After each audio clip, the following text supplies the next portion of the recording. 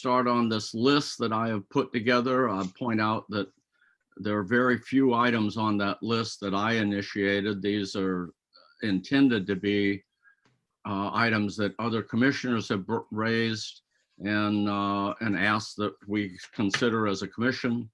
If you have any that you want to add to that list, I would appreciate it if you'd send them to me, because that allows the other commissioners to see what questions we're going to decide or discuss in advance. As far as my list is concerned, I'll mention the question that's on the list. If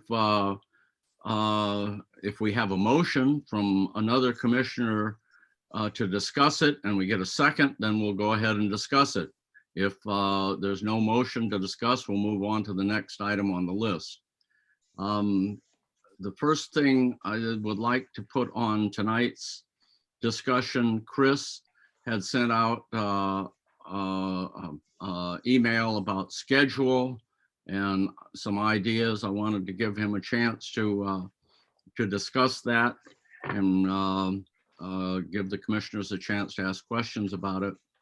I would remind you that when you aren't talking, if you could mute your microphone so that you don't get the background noise while someone else is talking. That would be very helpful. We had a bit of that last time. I could ask our town administrator if she would mute people that are not talking, but we're reluctant to do that to commissioners because you may plan to speak up. In any case, muting is important. So let me pass it on to Chris and for Chris to discuss the schedule that he has distributed. Chairman Brown? Yeah. Oh, yes. Excuse me. Commissioner Brault wanted to make an announcement. I think you'll all find interesting and informative. And so let me pass it to Commissioner Brault.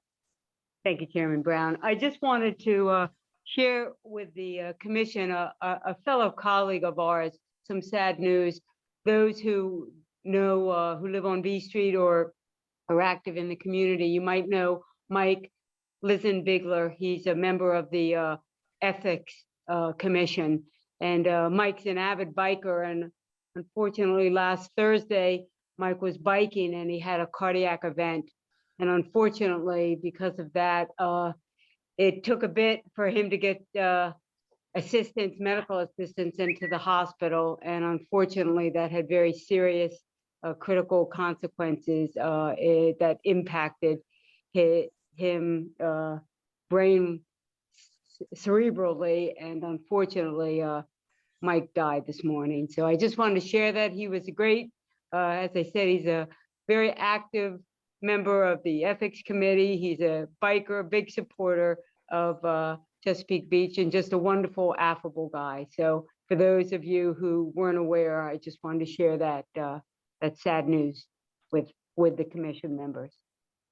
Thanks, Kathleen. Yeah, thank you very much. Okay, Chris, did you want to discuss the schedule? Yes, thank you. I'm going to share my screen and so that you can see the schedule, although I know you have a copy. So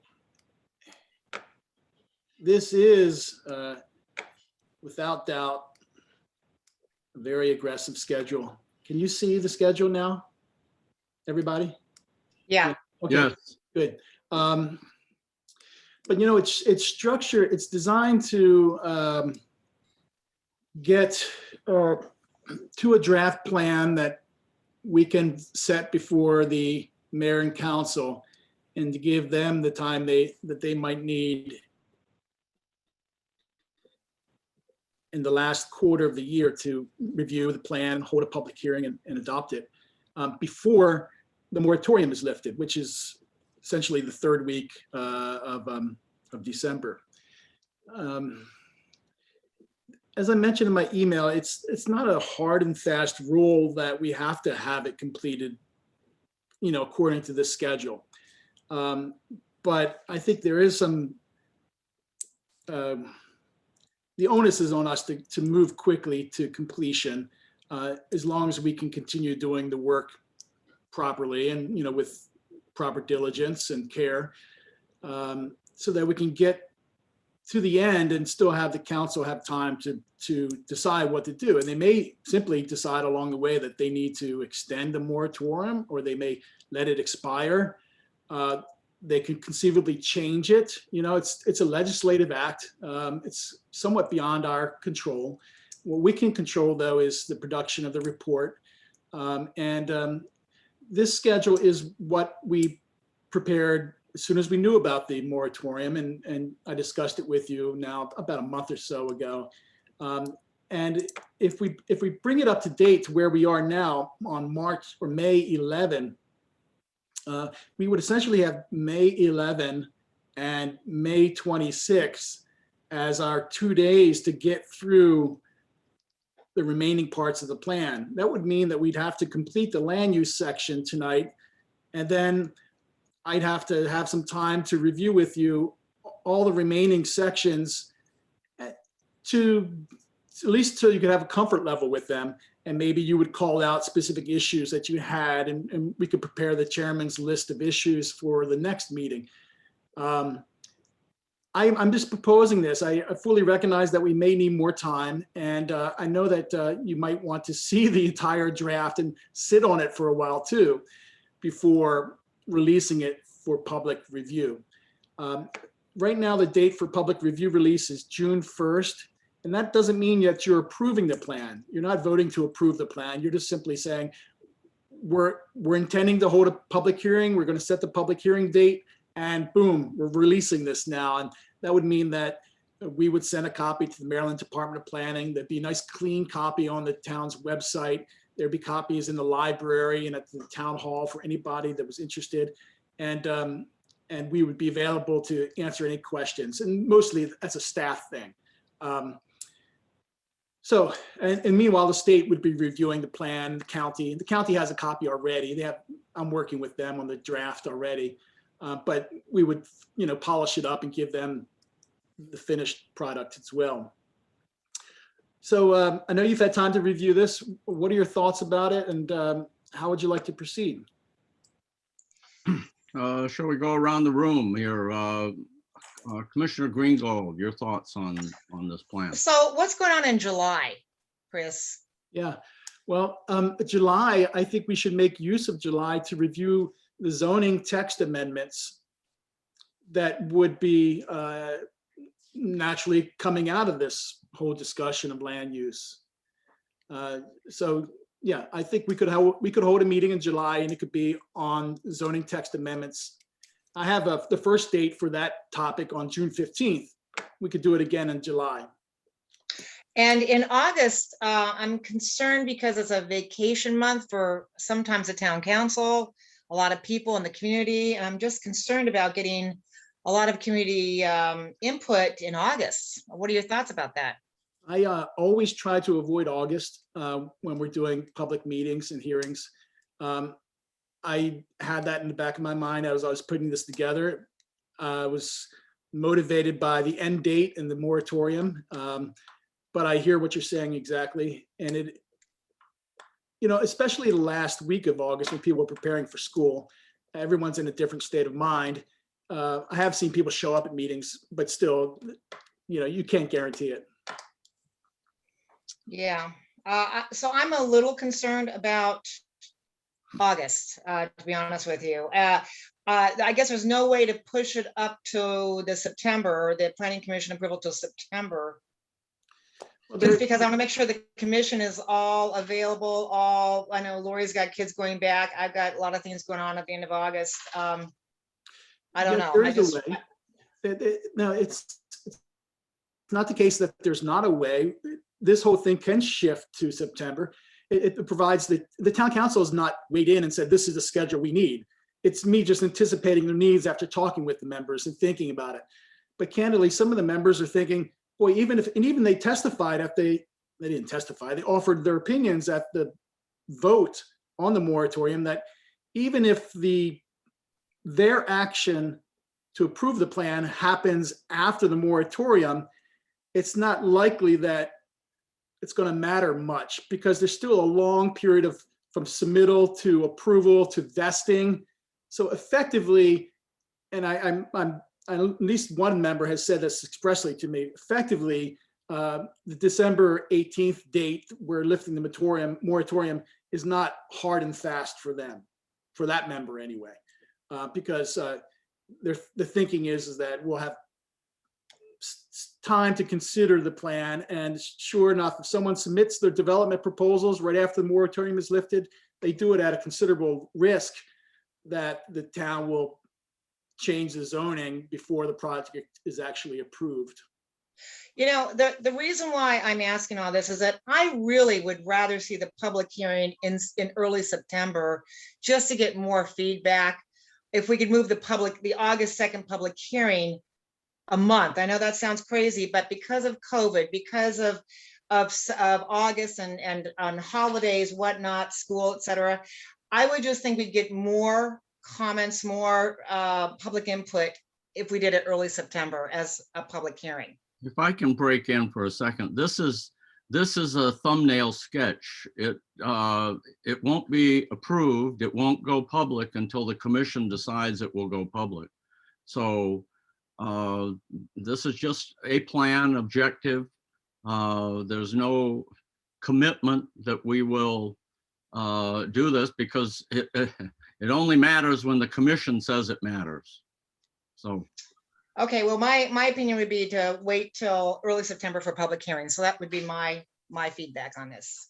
Okay, Commissioner Blackwelder. Muted, Lori.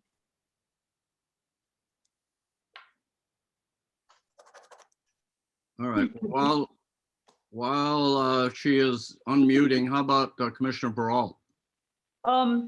Yes, I looked at the schedule and I was wondering, and Chris you had made some comments that it was a rigorous schedule, and certainly one that we had to not necessarily adhere to perfectly, but obviously we need to push ahead and get some work products accomplished. And I just wondered, in lieu of that, if we should schedule a tentative, since we're not going to meet in July, possibly a work session at the end of June, the last 2 weeks, and then if I can correct that, we will have a meeting in July, the 4th Wednesday of July, as we do every month.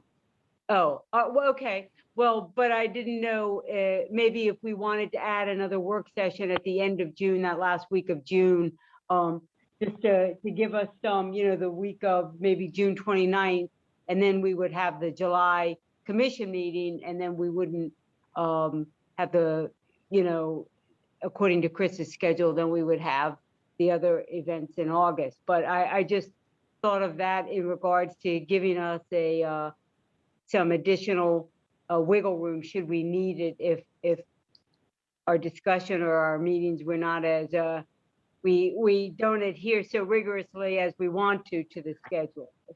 So just to point out, there's also another meeting in June, the 4th Wednesday of June, that doesn't show up on the schedule. So okay, These are just milestones for comp plan stuff, but no, we will definitely have meetings. They're scheduled for, they're our normal scheduled meetings.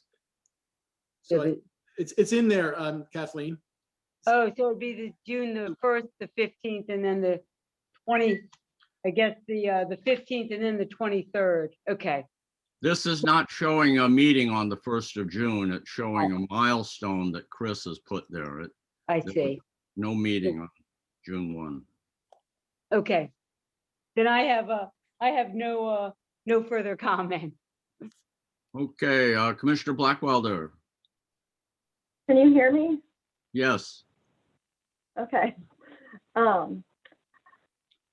I think this schedule is too ambitious. I think it's important that we can read the entire plan with the land use section in place and understand how it all works together. Those district descriptions and how they are worded affect greatly how objectives and initiatives and the other, you know, what the meanings are of certain language in the other chapters.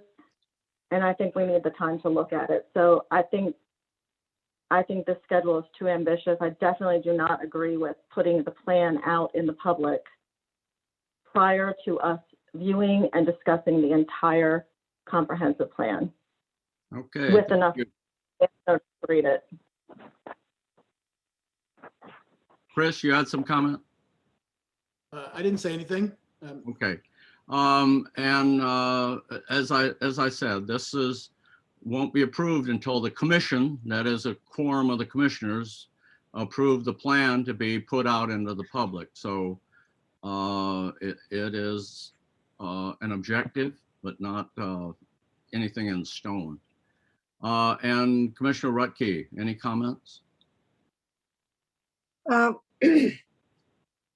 I like the idea of an ambitious schedule because hopefully it will, keep us on track. But I agree with Lori. I want to make sure that we get the opportunity, unrushed, to read the comprehensive plan because we're going to be responsible. And so I think it's important that it all, hangs together, that we know what it says before we put it out there. But I don't mind a schedule, but I don't want to release it until we've seen it in total. Okay, thank you. I want to see the whole plan before I release it to the public myself. And there are still some gaps that in what's been printed. Chapter 3 has several sections that need to be filled out. So anyway, we'll move ahead and move along. I wanted to point out that, let's see, to try and save time, as you read the plan, if you have editorial corrections, grammar, typos, that kind of thing, if you could send those directly to Chris, and then we won't have to discuss them in a meeting. The kind of things I'm talking about, the terminology,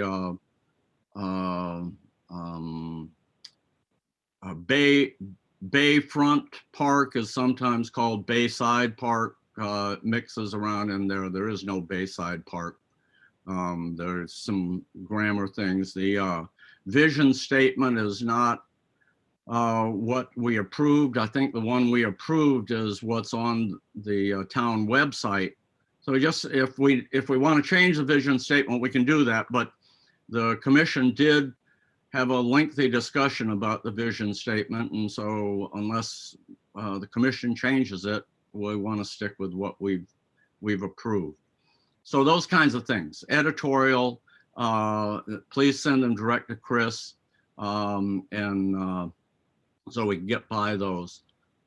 I will, after tonight's meeting, I've received a couple updates to my list. I will circulate a revised list before we add it to the agenda that will be published, I think by Sharon at the end of the week for the next meeting, the draft agenda, so that the public can see what we're going to be talking about. That's one of my purposes in making the list, just so they understand what we're discussing. So if you have any more suggestions for that list, please send them to me.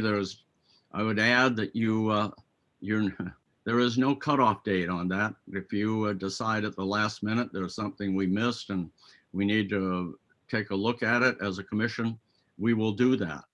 All the commissioners will have, I hope, exhausted all of their comments and their concerns, at least had an airing if they desire one. So with that, let's see, let me start back with where I left off on land use. And the first question that remains on my list is whether to designate the area adjoining and across from the fire station as the North Neighborhood Commercial Zone. Does anybody want to discuss this? Do I have a motion to discuss it? Do I have a second? If none, we'll move on. Can I just make a motion to discuss what the purpose of that commercial zone is, just to clarify what we're trying to do in that commercial zone? I don't care what it's called. I'm just trying to, let's decide what we're doing there. Well, that's the purpose of this. If we want to discuss it, and then I need a motion and a second. If there's no motion and second, then we'll move on to the next item. I'll Anybody move to else discuss, wanna- I'll move to discuss, Larry. I'll move to discuss. Okay, any second? I'll second it. Okay, now, so let's go around this. Again, I didn't put this on the list. Laura, you had some thoughts about a North Neighborhood Commercial Zone. You want to introduce the discussion, and then we'll go around and get other people's opinion? Okay, yeah. So, like I said, I'm not real concerned about what it's called. My concern really echoed one of your concerns, Chairman Brown, that you brought up, was that we really have two of these neighborhood commercial zones along 261. And the one on the hilltop is designated as a priority funding zone. So I'm wondering what funding we're trying to envision there, and then also why that same funding isn't being directed to the more southern commercial zone where Lido's, Mama Lucia's, and those businesses are. So I'm not understanding, A, what the difference between the two commercial zones are, and B, what the funding's for. So that's what I'd like to clarify. Okay, Chris, do you want to weigh in on that? Your ideas on why these are not listed, or? Yeah.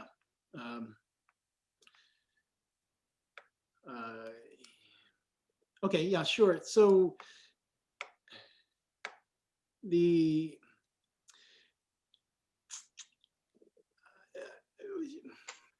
Lori said that the hilltop was shown as a priority funding zone, but I think what she's getting at is that it was designated as one of the three centers for commercial activity in the town. In addition to the town center, which is now gone by the wayside, and the gateway commercial focal point.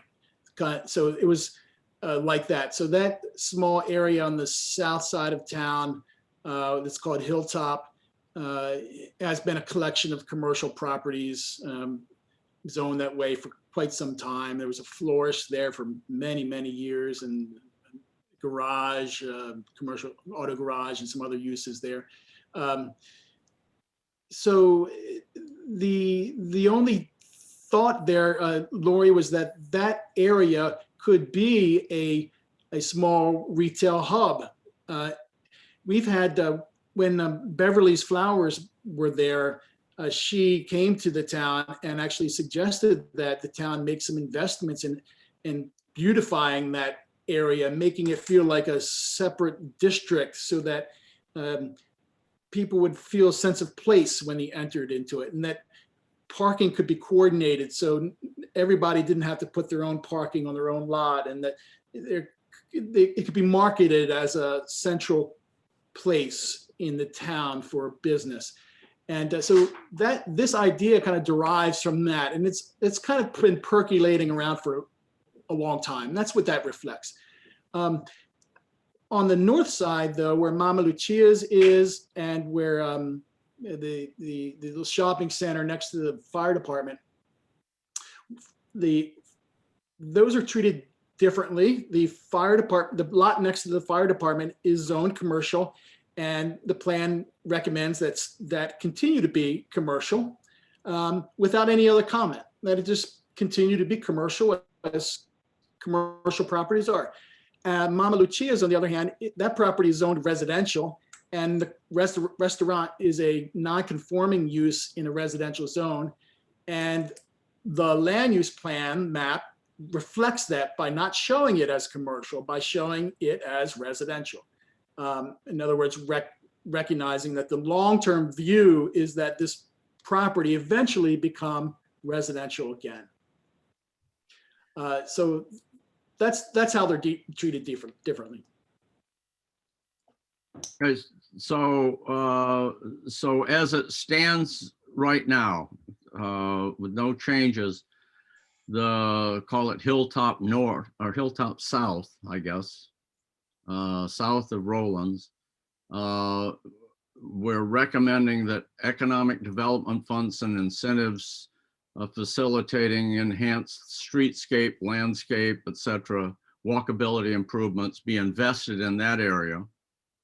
And we are not recommending that the same sort of investments in the north section around Mama Lucia's. Is that how it stands now? Yes, essentially that's right. Okay. Commissioner Greengold, any comments on that? Well, I remember that on the hilltop here, right across from Jan's house, actually, if I'm correct, right, Jan? I'm right. It's right across from your house, right, Jan? Yes, ma'am. Yeah. Okay, I've got the right area. What we originally talked about was not enlarging that area to make multi-use. In other words, you know, the commercial on the bottom and the family dwellings on the top. So we decided that we didn't want to have that in that particular location. So I think we wanted to downsize that as a commercial zone and not make it overly enlarged to oversize the commercial zoning, because it's all residential around there, including across the street. I don't think you meant to have the other side of the street commercial, right, Chris? It wasn't the other side. It was just that one area where Tangled or you know, the hair salon and where Donovan has his place, right? It was just that one side, right? No, No, well, at first Yeah. it was and what is shown in the draft is that there's a number of commercial parcels and then there's some residential parcels interspersed between them. And the plan was to consolidate them all to allow commercial development on all the parcels, both commercial and residential. And that it effectively almost is like a bit of an extension, like a walkway, a connection between the Chesapeake Village Shopping Center and this smaller area. And then the school, you know, everything slows down to a nice little commercial area and the school's nearby, it's all walkable. But we talked through that, remember, and you're right. What we decided was that the commercial would only be what's commercial today, that we wouldn't change the use of, we wouldn't propose changing the use of land to something different. If it's commercial today, if it's zone commercial, stays that way. And on those parcels, there would not be residential allowed above commercial. It would simply be flat out commercial. Okay, so then going to the north side where Mama Lucia's is, we were talking about, Lori was talking about making that commercial on the east side of 261. Is that what you're talking about? Making Mama Lucia's, making a little bit more area down there commercial, or just keeping that area residential, allowing for Mama Lucia's to have, you know, just that one spot commercial at the time being, of course, but keeping the other side commercial? So well, it's all residential village right now, which I don't even really know what we're recommending in the residential village totally. So really right now it could all be residential or commercial or both, or it could be a lot of things. I was just thinking about the funding of the streetscapes, and I think it would be, if we are going to do aesthetic funding in one area, it would be nice to bookmark it on the other area too. It would also be very fair to those businesses there. If they're both going to be the same sort of businesses, you know, neighborhood businesses. The one thing I will say about the north side is that side is more suited for more intense use than the south side, which is in a residential neighborhood and by a school. The north side has the Lido's Plaza, which has a lot of parking. There's the fire station, which is there. It's very walkable to both North Beach and Chesapeake Beach. So, I mean, as far as like commercial zones go, I think the north side is more suited. But if we're just talking about streetscape funding, I say treat the areas equally. That was just my comment. I mean, and yeah, I'm not really understanding intensifying the south side. That doesn't make a lot of sense to me. Okay, so Commissioner Rutke, any observations, comments? Well, I'm on the hill. I don't really see, other than Tangled Salon, and we had a store where we were zoned commercial, and I think we still are, because we went to get a loan, and that was a very big deal at the time. But what I'm saying is, I would agree with Lori that it seems just more appropriate and so forth to augment the north side of shopping rather than the south side. And we started out discussing whether to call it one thing or another. Isn't that where we started all of this? Yeah. So Lori, So Lori, are you suggesting that we not call it anything because you don't think it's the right setting to get more commercial in? So I mean, I'm what we call things really isn't as important as what we do in places. I had suggested before I realized how efficiently Larry was going to go through things. I tried to write it all up in some way that I could describe it. So I called the South Side Neighborhood Commercial South and the North Side Neighborhood Commercial North. And I suggested that we fund them both for streetscape and hardscape and beautification in the same manner, was my suggestion. It wasn't really any more elaborate than that. That's all. I think, I'm sorry, originally when we talked about this south side here on the hill, what our concern was, if we intensify that commercially, because we've got a lot of school buses and kids walking, people from my neighborhood walk over to the school, whatnot, we didn't want to suggest that there was more commercial zone because of all of the egress problems, issues with the traffic going in and out of the roads. So I think we wanted to underplay even the infrastructure that it would take to do the hardscape or the planting, whatever you're talking about as far as funding. I want to personally, I would like to minimize that, only because I want traffic to kind of flow by here and not make it into, oh, there's a store, we got to turn into there, and and last minute decisions, because it's on a hill and it's not great visibility, especially coming out of 17th and 16th Street.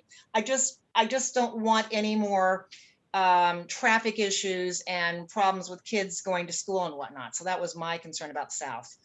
Well, and as far as calling North anything, I think that should I think just that side where Lido's and all that's commercial, leave it the way it is, and let's not designate it anything differently. I think we should just leave it the way it is, personally, my feeling.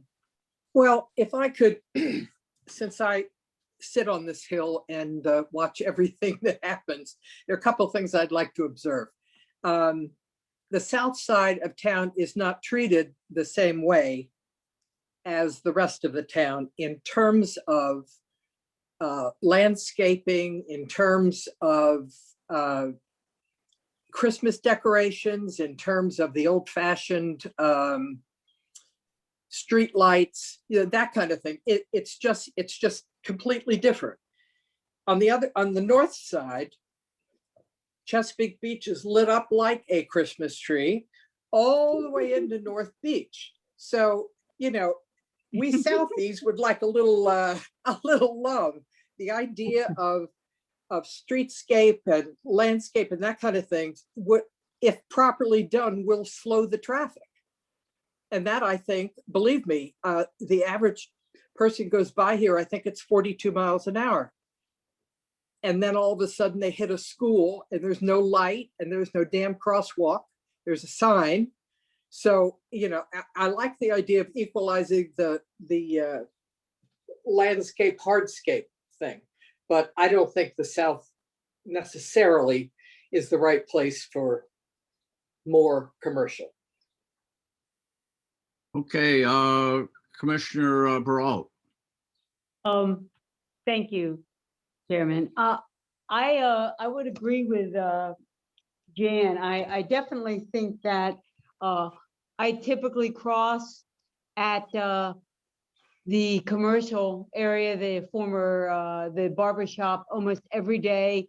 And then I also cross in front of the school every day when I walk my dog. And it really is, it's pretty precarious getting across that. Yours, I mean, somebody has a kind, you know, pays attention to a pedestrian, they'll slow down or stop, but you can stand there for a bit. And, you know, especially coming from the south, they come over that hill pretty quickly. And if you're in the roadway, good luck. But so I definitely think that the landscape, the streetscape, I think will absolutely, it can be you know, engineered in such a way that will help slow that down. But I wouldn't further augment that area with more commercial enhancement. I would leave it and as it currently is. And then in regards to the north, I think that also should that shouldn't be further enhanced as well.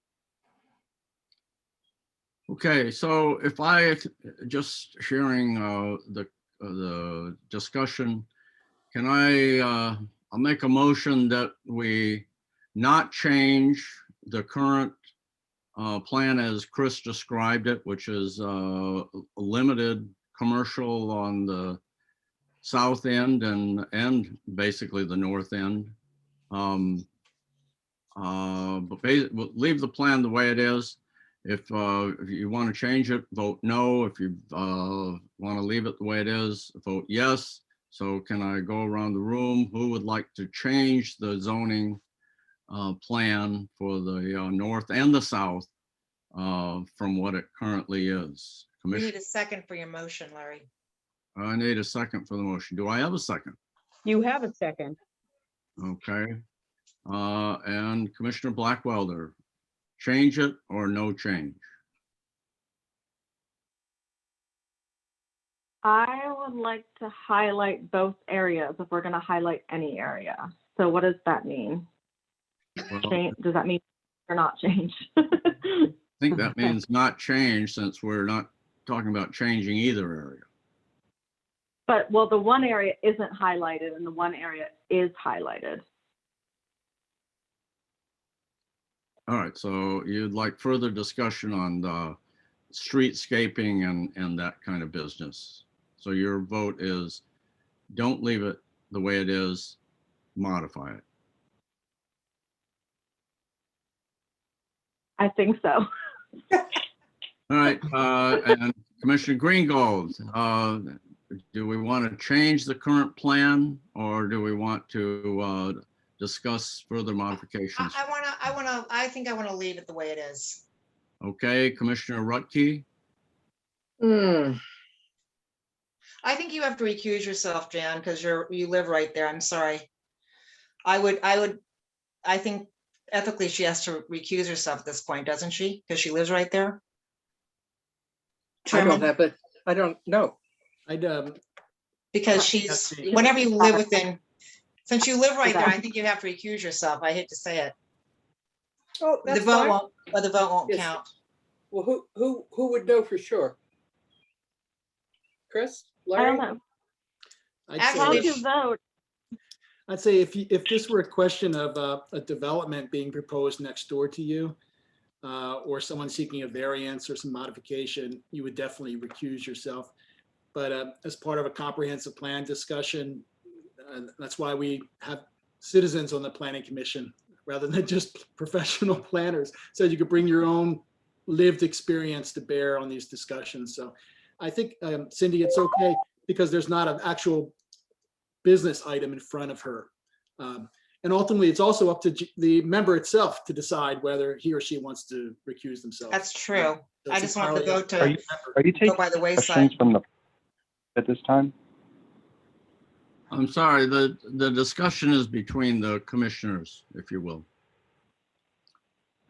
Okay, thank you. You're welcome. Okay, Commissioner Peralt, No change.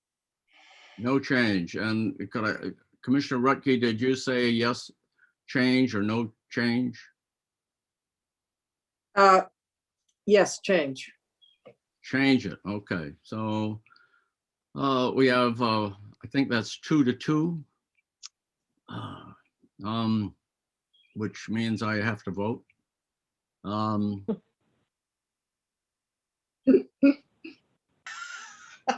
My sense of it is that the commissioners don't want more commercial in either area.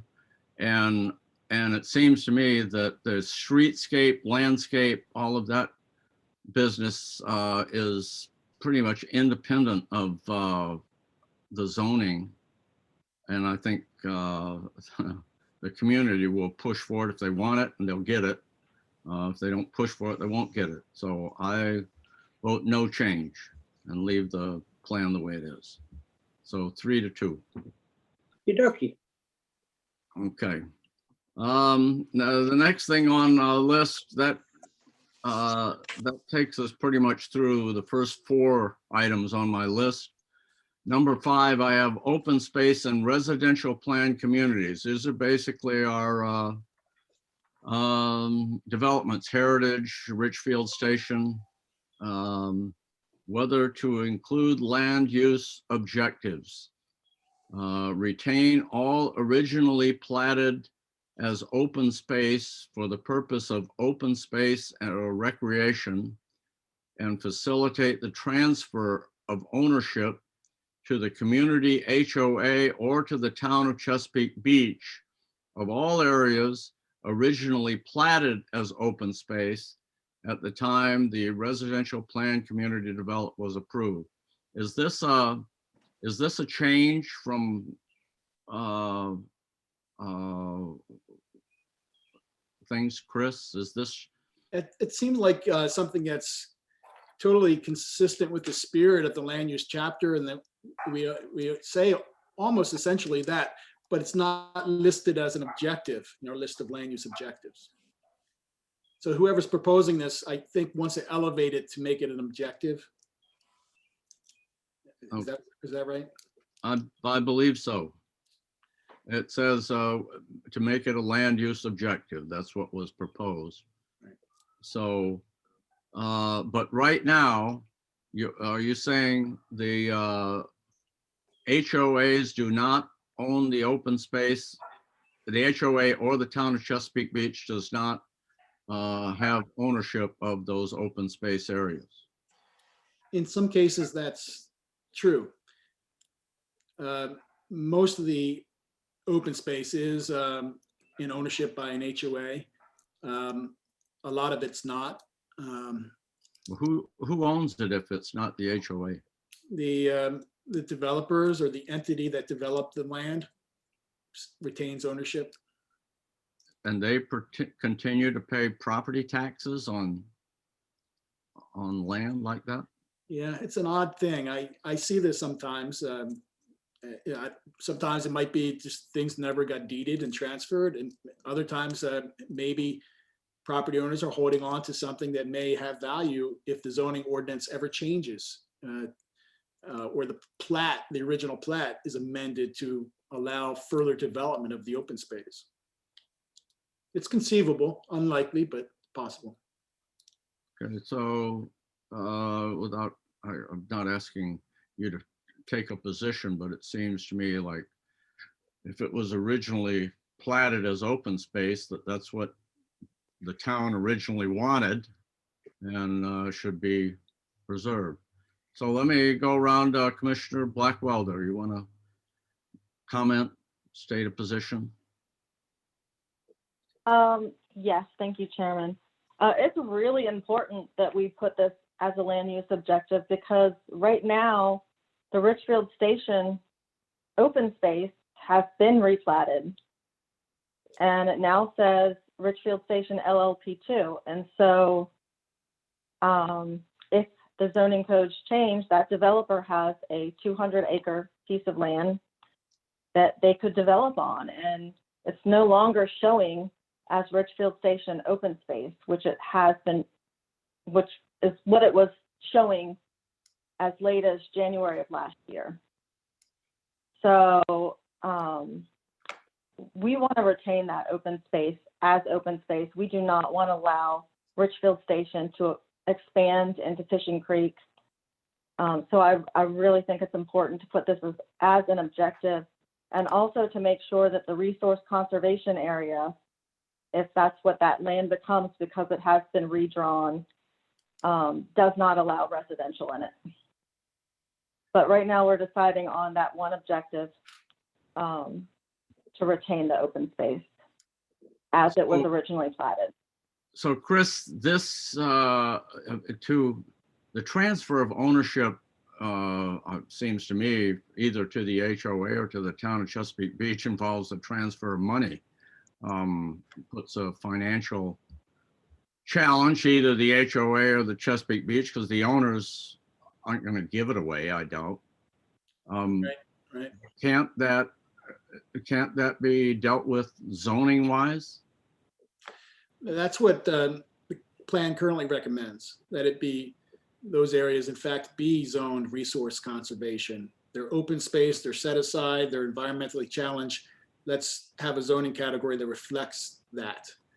This is a bit, I think, a step further in terms of transfer of ownership. Chris, I don't think that's right. That's not how it goes. For instance, when we bought our house in Chesapeake Village, we were given the of our neighborhood, and they showed as open space, residue area, and these are legal documents that, you know, pretty much a contract with everybody in the neighborhood. And so to take that, and plus those areas were dedicated for the purpose of stormwater management and for open space and recreation. Our regulations required that open space. So technically, in order to get approval for Richfield Station, they had to dedicate that open space. Now, what we're saying, if we put it in resource conservation and then in turn allow them to build on it, we're saying we're giving you back that open space that you dedicated to a community, and we're going to let you build on it. Well, that's not fair to that community. And right now, that community is. I think you must misunderstand me. If you change the zoning, you're not lifting any deed restriction or conservation easements on it. It's still, you're just making it consistent with the land use plan for the town. So it still stays deed restricted. It still stays as an open space element of the subdivision. And really, I think the key to this whole recommendation is, I think our thinking is aligned here. In some places, the developer entity may still own some of this open space, and to ensure that it doesn't become zoned something like residential plan district or low density residential, or something else. A resource conservation is the most restrictive zoning category we have. So that signals our intent to make sure that the area doesn't develop. So, Chris, I'm sorry I'm drilling down so hard on this, but we really need to understand this. Right now, you have a recommendation that in the resource conservation area, houses are clustered on the least sensitive pieces of land. So feasibly, with the way that it's plotted now, and the way that the resource conservation area is worded, they would be allowed to, under this new code that we're proposing, to put houses there. Is that correct or incorrect? Yeah, that is not correct.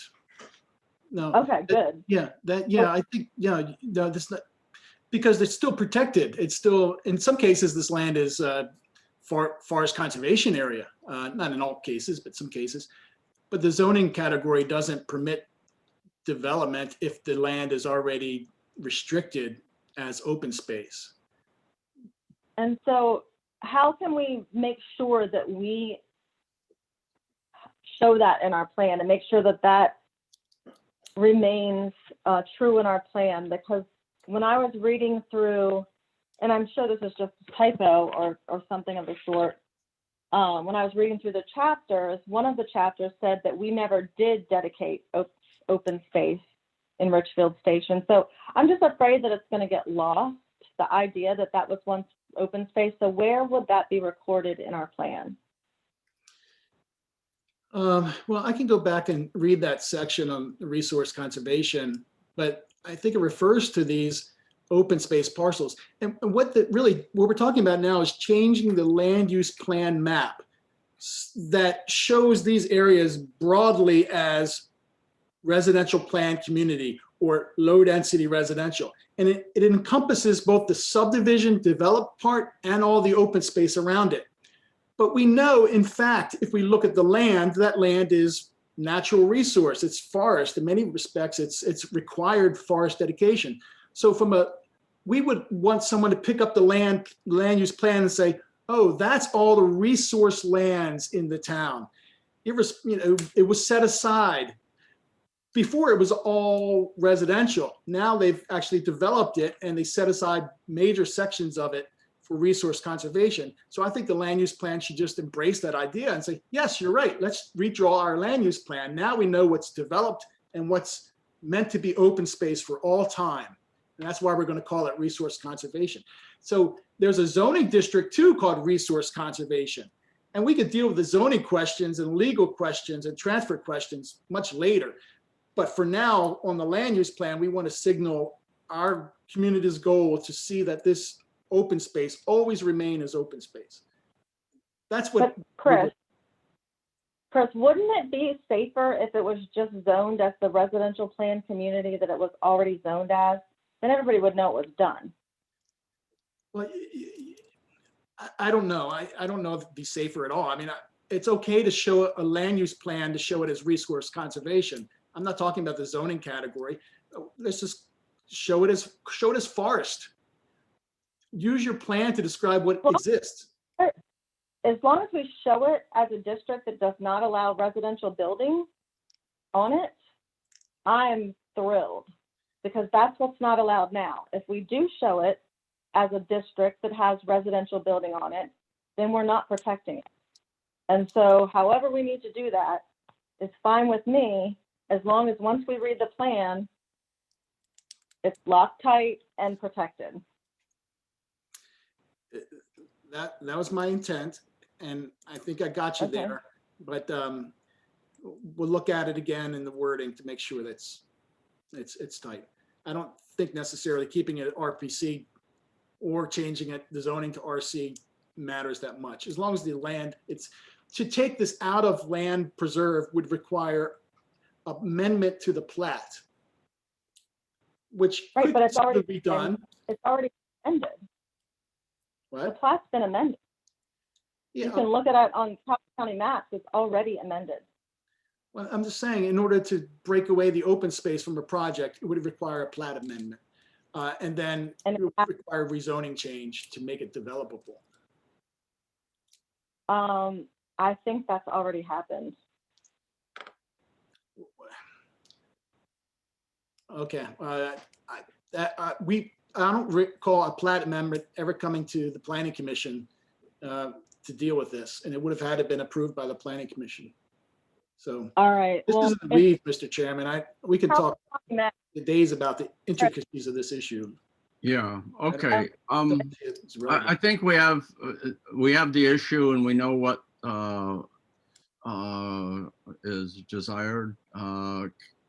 Commissioner Greengold, do you have any comment on this? Well, I agree with Lori that we need to make sure that it's restricted in perpetuity. And as if Chris is convinced that, this particular zoning will allow us to have it.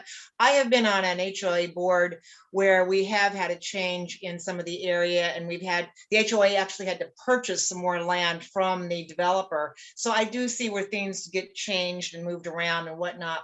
But if Chris, if you feel that this designation keeps this area restricted to any building, then I'm happy if you, are convinced that it will be that way. Because I agree. I think Lori's got a point.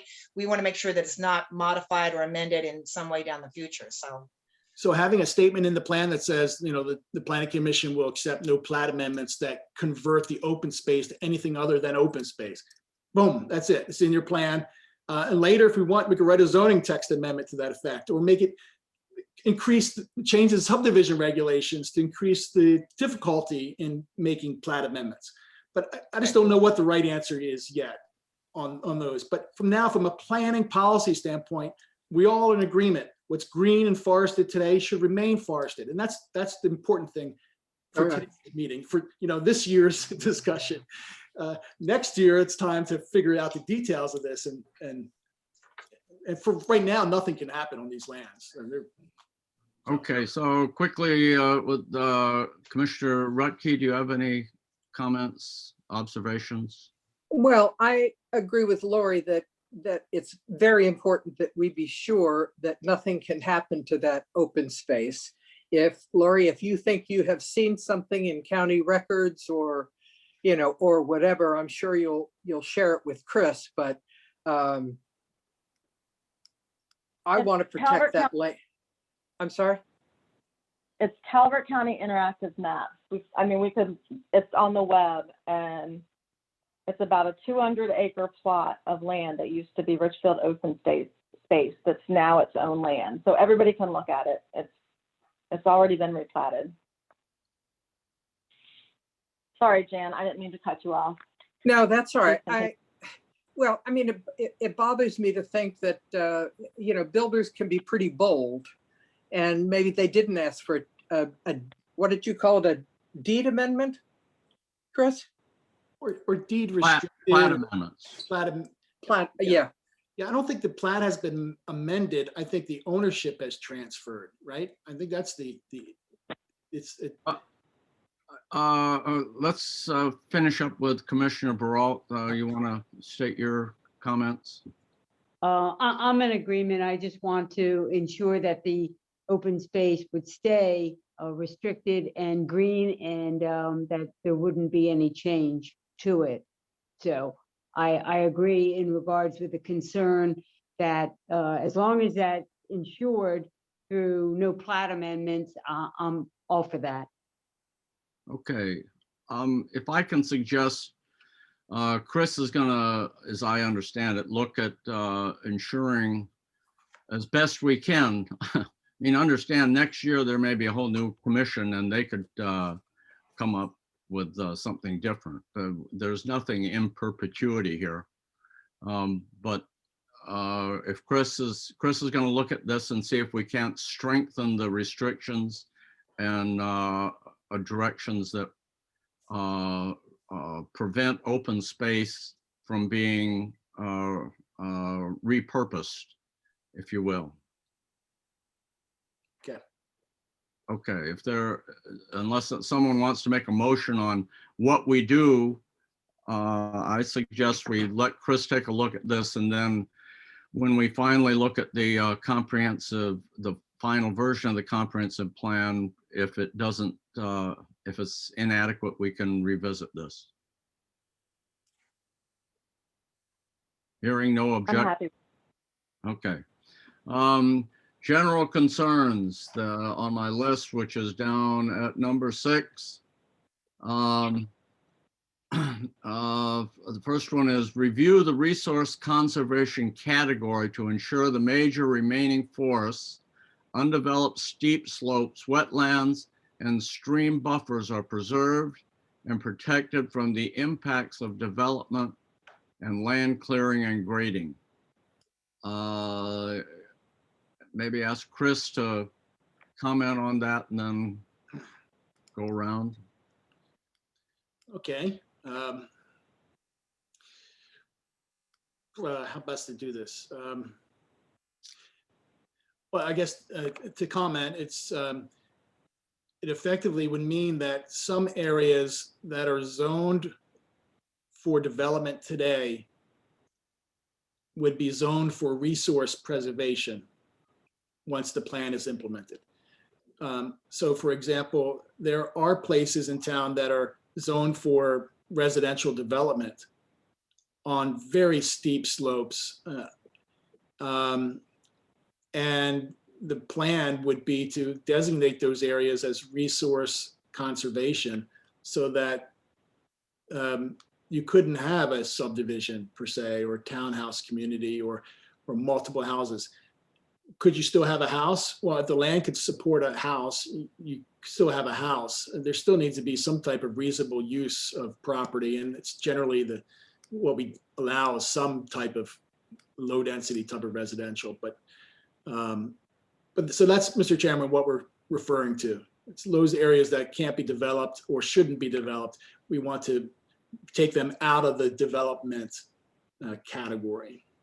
Well, it seems an extension of the last discussion. Sure. Resource conservation is about as strong a zoning category as we can have. Is that, except unless the town purchases the property and restricts its use? Am I correct? Under our current zoning ordinance, it is the most restrictive category. Okay, so, Correct. all right, so let's go around. Who wants to comment first? I heard a I voice. have a question. Chairman Brown. Okay, Commissioner Blackwelder. Do we have to allow residential use on resource conservation? Is that is that obligatory? I don't think it's obligatory, but we have to be careful not to write a zoning code in the future that would remove all reasonable use of the property. And usually you're not going to have a business where you can't build a house. You're not going to, so typically open space zones generally allow for some modest residential use, even if it's one house per 5 acres or something like that. One house per 10 acres, but there's something that allows somebody to make a reasonable use of the property. Unless you want to. So who makes the decision on what a reasonable use is? So if something is zoned resource conservation and the owner of the property comes in and says he wants to build whatever, does that take a change in zoning? If he wanted to build single family homes, for example? Yeah, in most cases that would mean a rezoning change from what it is today, which might be low density residential. It would be zoned resource conservation. And rather than building a subdivision, the developer might build 3 or 4 or 5 houses, depending on how big the parcel is, of course. Or might develop it as a nature preserve or a tree farm. But you can see as we get further down in the allowable uses, it becomes less and less reasonable. It becomes a real hardship on someone who had expectations of being able to make some reasonable use of the property. And who decides that? The court decides it if it goes that way. So I wonder if we should have 2 types of resource conservation. One that allows no residential use. And the thing is 5 houses or 1 house to 5 acres is a lot. It's more than rural residential, which is 1 house for 20 acres. That's a lot of houses. And so in the resource conservation parcels, I know I sent you, the PowerPoint slide that said, under the zoning, that means 40 houses on Fishing Creek and 10 houses south of Brownies Beach. So that, to me, that's not protection. So we need to do something that is protection.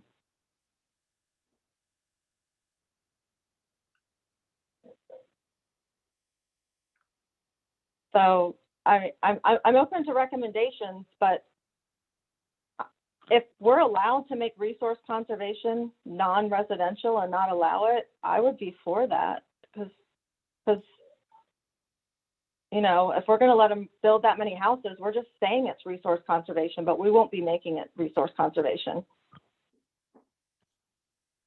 So Chris, what are we allowed to do here? Are we, can resource conservation be further restricted? I mean, the next item on the chairman's list is to restrict resource conservation to very low intensity uses. Is this doable, possible? Yes, I think as long as we have a principled and rational basis for making a determination, we can. Unfortunately, we're working at the comprehensive land use plan stage right now. We're not writing the zoning code on this issue necessarily, but yeah, you could certainly make it more restrictive. Right now, you could have one house for every acre is what's allowed on a resource conservation lot in town. It wouldn't mean that it would be subdivided into, for instance, if you look at that large parcel, the Panhandle, it's unlikely that would be subdivided into 1 acre lots, just because even if it weren't protected by the natural resource issues, the species and the native, the endangered species. If it were just forest area that we consider resource conservation, we would encourage that land be, that development be clustered on a small share of the property, or developed in the way to minimize the environmental impact to the extent possible. But yeah, development is allowed in areas considered resource conservation, if it is in fact developable. I mean, if the ground is actually developable, So it seems to me, you mentioned the courts earlier, that they would eventually decide. Seems to me that the courts like to look at specific circumstances, facts and circumstances. And so to make something that would stick, the commission would have to take each piece of resource conservation designated land and write a justification for what it restricts that land to, that would hold up in a legal challenge. I'm for doing the work. So that would be, each piece of land would have to be individually addressed with a specific explanation and rationale. Well, So it's just more work, but it sounds to me like that's one approach. I don't know if there's others. yeah, I think if you wanted to zero down and be more restrictive on certain areas that were more environmentally sensitive, that would be a good approach. I don't know that you have to do it now as part of the comprehensive plan. No, I'm not suggesting that. I guess I'm suggesting is that would be future work, because there are a lot of areas around, and each one is individually unique with its own challenges. Right. So for the time being, the plan would say these areas are resource conservation. We recommend that the Planning Commission and the Town Council consider increasing the restrictions on resource conservation and But based what on will their resource values or some effect, reducing the number of But uses. Chris, sorry. Chris, what will the resource conservation district description say? You mean in the zoning ordinance or in the plan? Well, you're going to recommend it in the land use section. That's typically something that the land use section would recommend in the comprehensive plan, Yeah. correct? Yeah, it would say what it says now, and then in addition to what I just said in response to Larry. Sounds, I mean, if you in a court like you do for your job, do you think that would hold up if somebody wanted to build on it? Would that be protected if you had to testify? Say that again, Lori? I didn't hear you. If you were serving as an expert witness for a developer who wanted to build in the resource conservation under the zoning and comprehensive plan that you're proposing we adopt, do you think they would be allowed to build or not? That's the standard by which we're protecting or not protecting. Well, you're applying a very strict standard in the context of very comprehensive plan. We're looking at the town globally. We're making a judgment about whether we want to preserve these areas, and we're just recommending that they be resource conservation. To go through the detailed analysis that Larry's suggesting would take considerable time, and it's probably something we would do once we announce to the public, property owners, that we were doing it, you know? But based on what the plan is, the zoning is now, I'd say, yeah, the zoning is specifically derived from the current adopted plan. These areas are forested or steeply sloped or wetlands. They can't be developed. To the extent that they can, they ought to be developed at a lower density. And the current zoning ordinance says 1 unit per acre is the highest density you can have. I mean, Right. So I'd like to make a motion to make the resource conservation area free from residential use. I'll second that motion. okay, state your motion again, please. I'd like to make a motion not to allow residential use, land use in the resource conservation district. Okay, so in any area that's designated a resource conservation area, there would be no residential uses. Is that, Yes, am I hearing that right? yes. Okay, so going, do we have a second? I'll Second. second it. Okay, I think that was Ms. Peralt. Yes. All right, so Ms. Blackwelder, yes to your motion that we further restrict resource conservation areas, or no, we leave resource conservation. Well, can we have discussion? Say again? Can we discuss, Larry? Oh, absolutely. I'm sorry. I'm Yeah, moving ahead too fast. I just want to Right. clarify a few things, actually. And I guess, may I have the floor, Larry? Yes, go ahead, Ms.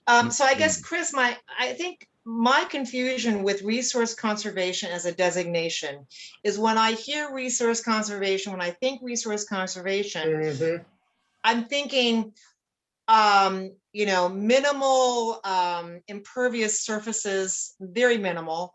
I'm thinking retain all the trees and as much, don't allow for any slope damage or any potential for any erosion at all. That's what I think of when I think of resource conservation. But when you're telling me 1 house per acre, that means, okay, they have to build a driveway, they're going to cut down all the trees, they're going to build a patio with a deck. And I'm thinking, okay, all of a sudden we've turned resource conservation into a lot of impervious surfaces and into potential erosion, et cetera, et cetera. And then all of a sudden that whole designation of resource conservation doesn't make any sense to me at all. So I think I understand Lori's point that there's a lot of confusion as to developing it at all, because even 1 house per acre could be a 5,000 or a 4,000 square foot house with a lot of roof and a lot of patio and decking and driveway and blah. And it doesn't make any sense to me. Chris? yeah. And so the reason it's 1 acre, 1 house per acre in the resource conservation now, and that's in the zoning ordinance now, is because a previous planning commission and mayor and council thought that was the right number. And actually, it is a number that allows for basically almost mass clearing, right? There's no doubt about it. So that's why I suggested maybe the number is higher, like 1 unit per 5 acres or 1 unit per 10 acres. I said that. So, but I don't know what the right number is right now. But I guess I was getting at the fact that there should be some residual value left in the land if the town is going to, unless the town is willing to purchase the property. You generally want to have a zoning ordinance that protects some basic right to land. Now, if the property is entirely a steep slope or is entirely a wetland, then it's not incumbent upon us to protect someone's rights to the land. But if it's otherwise developable and we're going to impose a burden on it of that magnitude and say, you can have no houses, well, what could you have on that house? But this is not for me. This is for an attorney to advise you about. But in spirit, what Lori's recommendation is that we don't want any houses in the resource conservation area. Fair enough. Let's put that in the comprehensive plan. When it comes time to write the zoning, we can reconcile the various legal, political, personal interests that property owners might have. And maybe then it might be decided that, yeah, some residual value needs to be retained on these lands. Because I'll just, as an example, may I just show you my screen? And Mr. Chairman, I won't spend much time on this, but I think it's worthwhile pointing out. Can you see the screen now? Yes, yes, we can. Okay, good. This is Bayview Hills, okay? And here is a parcel of ground. I'm following the outline of it. It is shown on the land use plan as resource conservation. Presently, it's zoned RPC, residential plan community.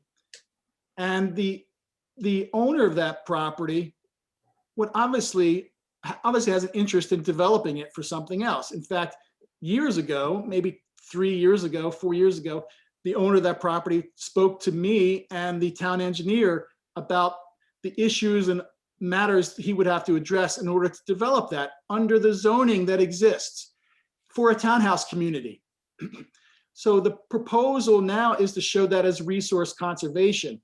So if you say that it's resource conservation and no houses could be built there permanently, it's likely that this won't be resource conservation. People who will reflect on it and say, well, it's either going to be zoned for residential development or it's going to be some housing would be allowed, something fair would be allowed there. Because certainly you could engineer a development plan.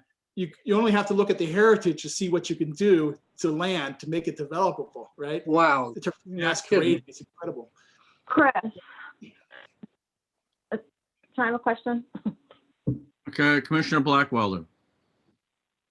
So I don't understand how that became RPC, but yet it's not built unless it became RPC as open space, because RPC is a floating zone in our code.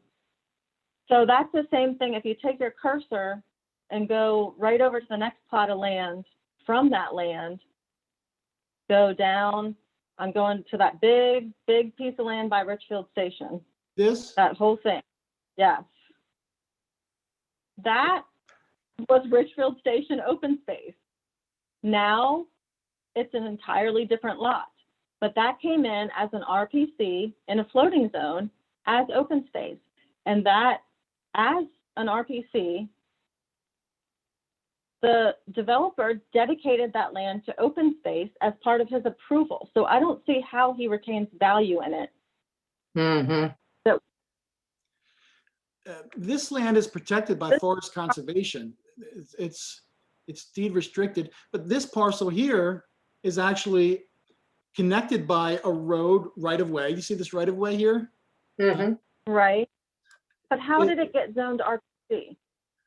I don't know, Lori. It was well before I was working with the town. But, you know, I don't know. I just don't know. And of Right, course, but I know Richfield Station got zoned RPC, and if that stayed RPC, the developer couldn't build.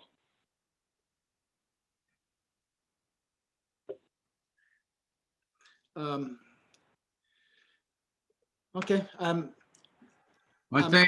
think what Chris is saying is that since it has or is currently zoned that it can be developed, if we change it to where it cannot be developed, that the owner of that property would likely go to court and say that the government is doing a taking, as that legal term is defined, and that he wants his money back, that the government has denied him the opportunity to develop something that he had every expectation that he would be able to develop. And so he's lost a lot of money because of government action, and that therefore Chesapeake Beach should buy the property or reimburse him, or some argument like that.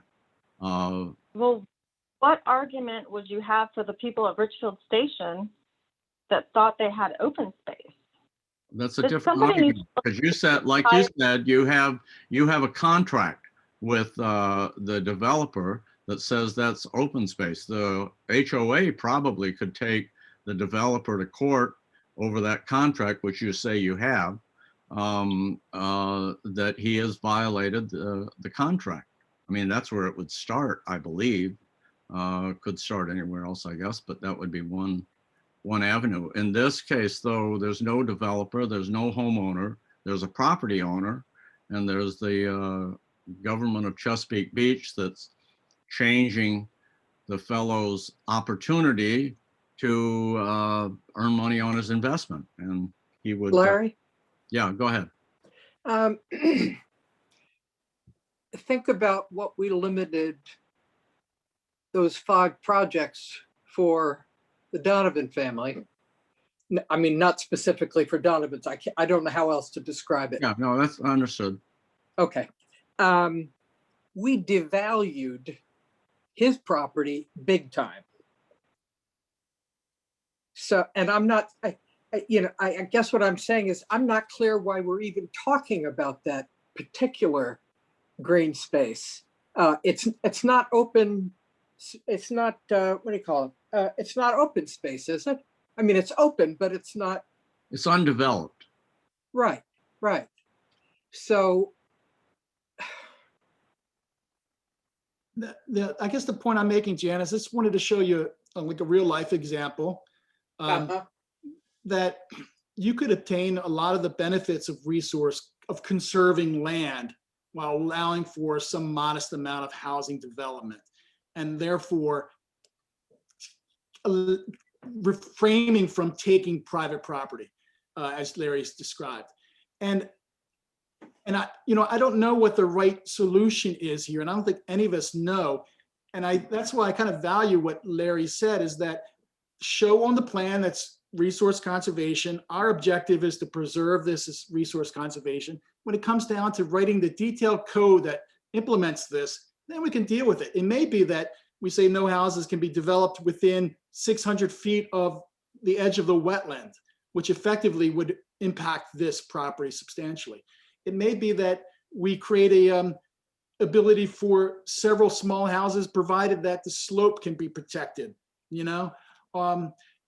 There's just or we have legal advice and the town says no houses whatsoever, and you do it under the guidance of the municipal attorney.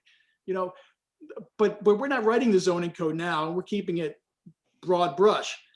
But if the commission wants to say the intent is not to allow residential development in the resource conservation, let's put it in the plan, because that signals what your value is, and that's what we want. But we'll work out the details later, because we can't do it now. Even if we had a lot of time on the plan, we would need a lot more information to make it really defensible.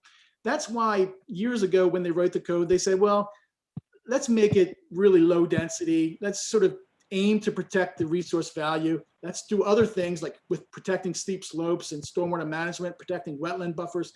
but let's allow one house per one acre. That was just how they resolved it.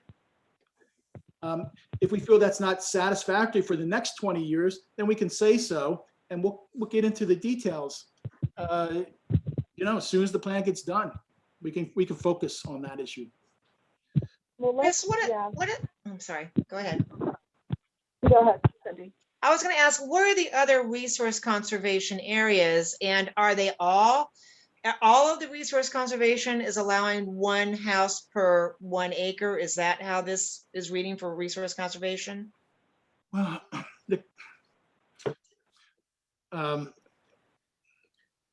the current plan is recommending resource conservation on new parcels that are not zoned resource conservation now.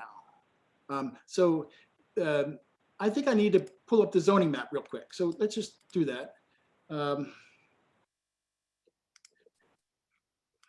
Here's the zoning map, Cindy, and everything that's resource conservation is green. All these parcels are zoned resource conservation. Most of this is all publicly held lands. It's the marsh, really, along Fishing Creek, and the town, the Chesapeake Beach, owns the bulk of that. And most of this, and most of this. This is the major chunk of private property that's resource conservation, and it's the panhandle that we talked about. Oh, okay. That's not the Randall Cliffs area then? Yeah. Well, Yeah, I didn't. That is yeah, the Randall Cliffs area you're talking about? yeah. Yeah. Okay. Okay. So right now, there's no other land that's zoned resource conservation. But you can see, if you go back to the old plan, the old land use plan, and you look at kind of Richfield Station and all this, what you see is this entire property, the entire property holdings of Richfield Station, all zoned or all planned for residential development. And sure enough, they developed residentially. But they also created huge expanses of open space, mostly because it was critical area issues and all kinds of negotiated agreements with the state. So all of this area, most of it is forest conservation now, but it's open space. So what I'm suggesting is in the next plan, the plan we're writing now, let's make all this area green, signaling that we want it to be resource conservation as a land use. Our goal is to preserve it. And then when we do a zoning map, let's show it as green too, just like this big area is green, because now it's all protected. Let's lump it in and protect it that way. But what the plan does, it goes one step further. It starts to look at other properties like the Panhandle here and says there are other lands that are environmentally challenged that we'd prefer not to see developed, at least developed intensively. And those include some of these parcels along the steep slopes here overlooking the marsh, which would be this parcel here that we were just talking about. Yeah. And these parcels here actually are shown. Our recommendation is that they become resource conservation. And these right here, and Jan, you probably know this area back here, steep slopes, gorges, Yep. Under the current plan, you could probably, with some clearing and some houses built on stilts projecting over you could probably, with some environmental damage, of course, build a few houses. I mean, you have residential medium density. With the resource conservation zone, though, you could only do one house per lot, effectively, because these lots, they're not an acre in size. So, Excuse me, Chris. So right now, with that area zoned in RPC on our current zoning map, can the developer turn around and build? he could submit a development plan to you, yes. In fact, the attorney representing this property spoke at the moratorium hearing, actually. I don't know if you realize that, but it wasn't all rod and reel. There are other property owners that are impacted by the moratorium. They can submit. Would we be required to allow based on their former open space requirements? Whose former open space requirements? For the topic of this conversation, Richfield Station. That's not related to this particular property. Well, I don't know anything about that particular. My guess is that property came in as open space for Bayview Hills. No, it didn't. So It's no. I have, I'm telling you, it didn't. Factually, it okay. didn't. It's a separate parcel altogether. Okay. Yeah. I don't know how it got to RC then. All this area was because- zoned RPC. All these lots. Well, this wasn't, but all this. I don't know, Lori, how it was zoned RPC, but it's not open space for the subdivision for Bayview Hills. Where's the open space for Richfield Station now? It's where my cursor is. It meanders through the development. It comes around here. I mean, I don't even know if this is actually technically the open space, but this land was set aside as a forest conservation in exchange for the development of this area. It's Right. So could they build on that based on that? They can't Like develop it. it's conserved right now. Yeah, it's protected by legal documents that the town is a party to, has an interest in. It's a state forest conservation, and the town is a beneficiary of that easement. In fact, it's up to us to enforce the easement, and we do. When people want to take trees down here, we're the ones out there telling them no, or offering, helping them get permits in order to figure out how to do it. But no, they can't clear in here. You can't build a doghouse in the forest conservation area. I think And that will be, seems to me we're getting down to a level of detail that we don't have the facts. We're Conjecturing.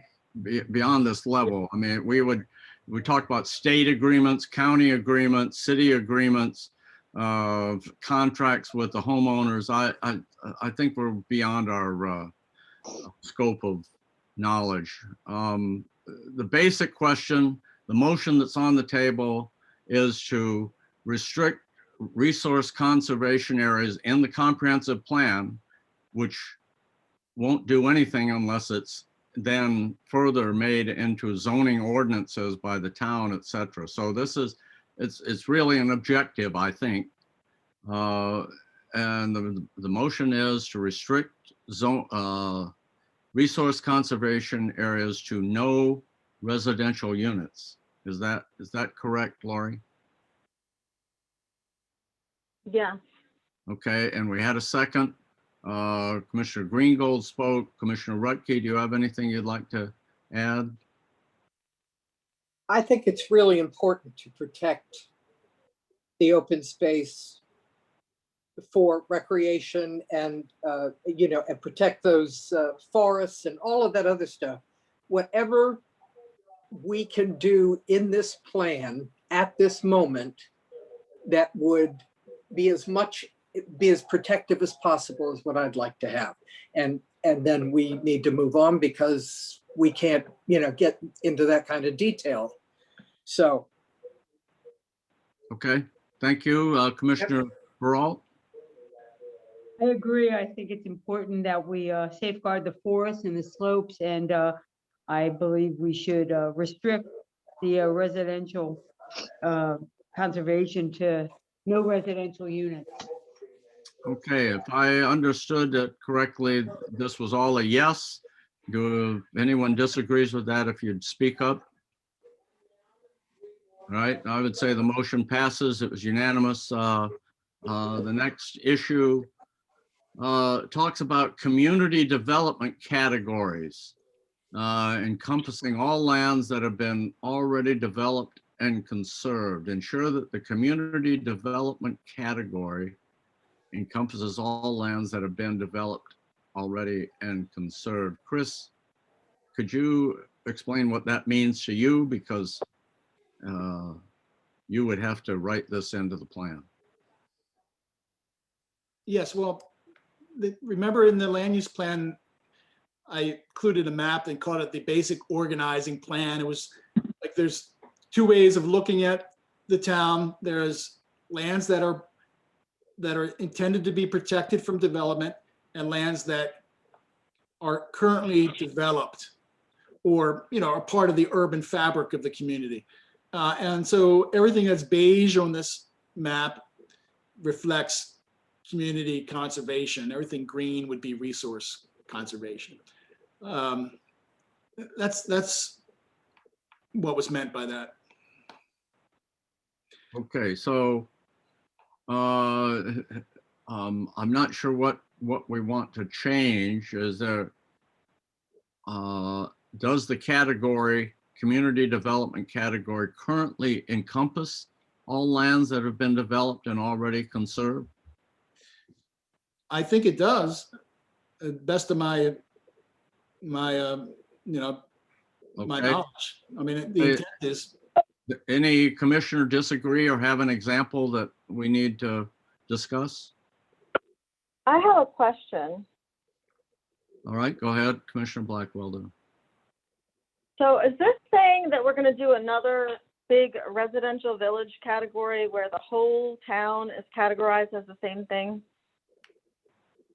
no, this is not categorizing anything. It's just, in fact, we could eliminate this altogether and it wouldn't hurt anything. It just provides a very beginning overview look at the world in Chesapeake Beach and shows the extent of areas that are naturally sensitive and ought to be preserved, which is the main thing about that. And anything that's residual is community developments. Typically it's been preserved, or the streets have been built to it, or it's a vacant lot.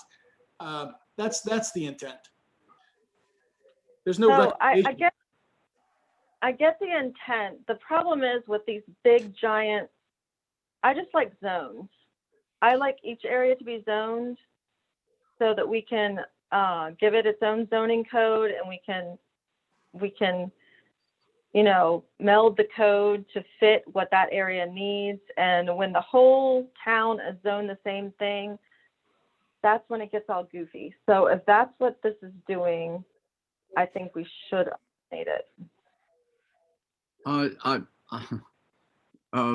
What I heard Chris say is that he doesn't know of any area in that been developed or already conserved that is not encompassed in the community development category. So we need an example of an area that is not in there, or essentially we're talking about what already exists. I'm confused. It's not a zone, and it's not a planning category. It's just a way of describing the fact that the town is mostly resource conservation, and the residual part is, well, not mostly, it's almost 50-50, 40-60 or something. It's just this map kind of sums it up. Of course, these various centers go away, like the Hilltop and the Maritime and Town Center. But still, you have it's a way of looking at the town. All the waterfront is developed. Look at it. There it is. And look, by the way, look at all this low density suburban sprawl we have up here and down here, and the newer subdivisions that have been built over the past 20 years. That's all it's meant to convey. Very quick understanding of the town's development history. That's all it is. It's not a recommendation. It's just a synopsis of the facts, the lay of the land.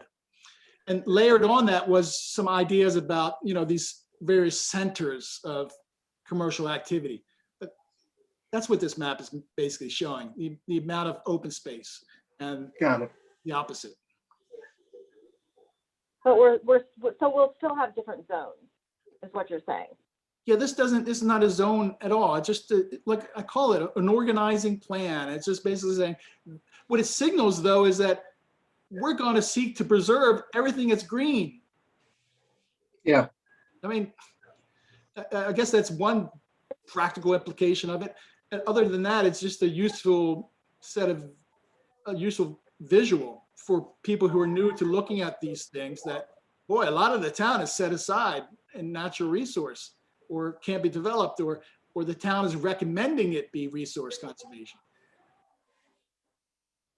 I mean, I think that's fine as long as we're not applying zoning stipulations to it. Like, I think that we had that whole area at one point as taking multi-use housing and the different housing types. Is it doing anything other than just showing what's preserved and what's not preserved? Yeah, here's what it's doing. The resource conservation category encompasses the remaining forest, steep slopes, wetlands, stream buffers, blah, blah, blah, blah, that can't be developed. Okay. And the community development category encompasses all the lands that have been developed already. It's just a way of, It's I just wanted to simple to communicate to people when orient. they got into the land use plan about what our big picture thinking is. No zones, no zones attached to this. No zones and no rules, just to orient. That's fine. Yes, yes. And this, I mean, this is something that we planners typically do. We kind of create we also often call it a framework plan, just a framework understanding before we get into the more detailed recommendations later in the Got plan. it. Yeah. That's all. It's a rationale. Which is basically what number 9 says, which is these community development areas will enhance, renew, to meet the needs of the town, existing and future residents to sustain high quality life. That's what we're doing is planning, right? Yes, I like that. Yes, that's right. Okay, so that's taking that as that's already being done. And we can move on to number 10, which is manage the rising water levels in Chesapeake Beach, particularly the ongoing flooding that specifically occurs at Seagate Housing Development. You talk about that, I think, in one of the chapters that we're supposed to review later on, correct? Yeah, it's a big part of chapter 4, Larry, and we even talk about like 3 zones of, not zones like zoning districts, but 3 areas of the town where we're zeroing in and focusing in on these issues of sea level rise. And we mentioned that. I'm not sure what the point of having this discussed today is. I'm missing something here. I think we're doing it. Does any of the commissioners want to make a point about what they want to see in the comprehensive plan regarding flooding, particularly around the Seagate housing development or other flooding issues? Commissioner Grohl? Yeah, I guess my point of that was just to identify that that's still an ongoing issue. It had been discussed that it wasn't, and I just wanted to underscore that it is an issue and that it's still impactful not only to Seagate, but to the, I think the neighboring, I guess what is, I can't think of the name of the pink building, but that's what I Horizons. know. I'm sorry? Horizons on the bay. Yes, right. And it's still impactful. So I just wanted to make sure that we, considered that in the plan.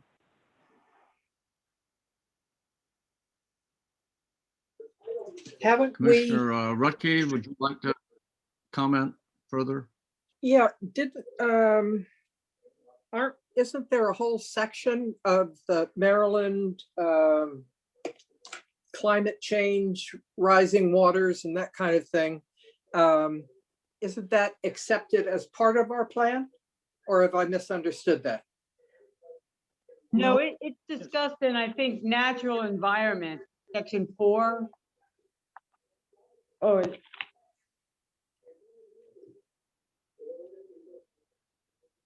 well, that talks about the flood plans.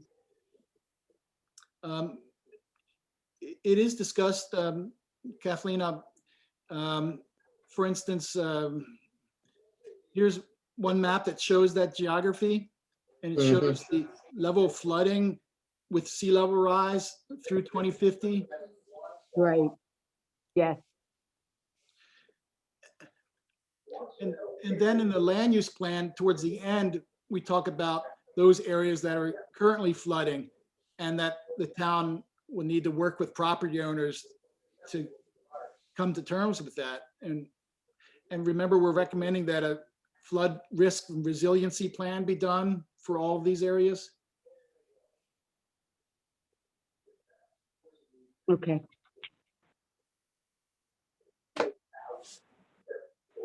Okay, any further discussion on the flooding question, which is in chapter 4? If you have specific suggestions for improving chapter 4, changing chapter 4? I guess my question is, do we have language that might include evaluating the type of development we would have in areas that we will see as being impacted?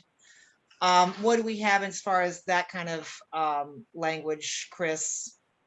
Yeah. For- I mean, yeah. I know we've got this was my concern about that whole town center area, how that's going to be impacted. And that was my reason for wanting to make that less intense. But do we need to come in and actually create specific language that might prevent us from developing too much infrastructure in areas that we know are going to be flooded in the next 30 years or 40 years, whatever?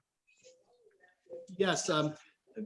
You remember I think it's been at least a month now. We talked about these 3 layers. Maybe I should have said the word level, but 3 layers.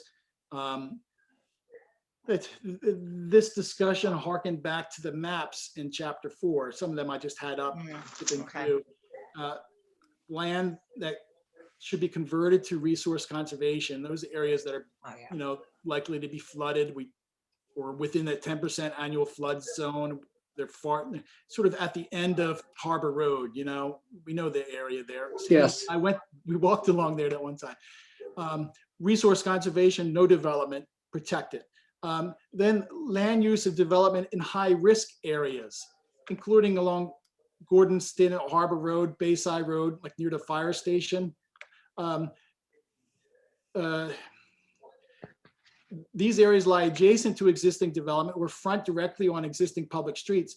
Development and redevelopment would not be restricted to the same degree as in layer 1, as the areas that we know are going to be underwater. However, care, will need to be taken in both land use development of these areas to mitigate risk and reduce impacts to adjoining areas.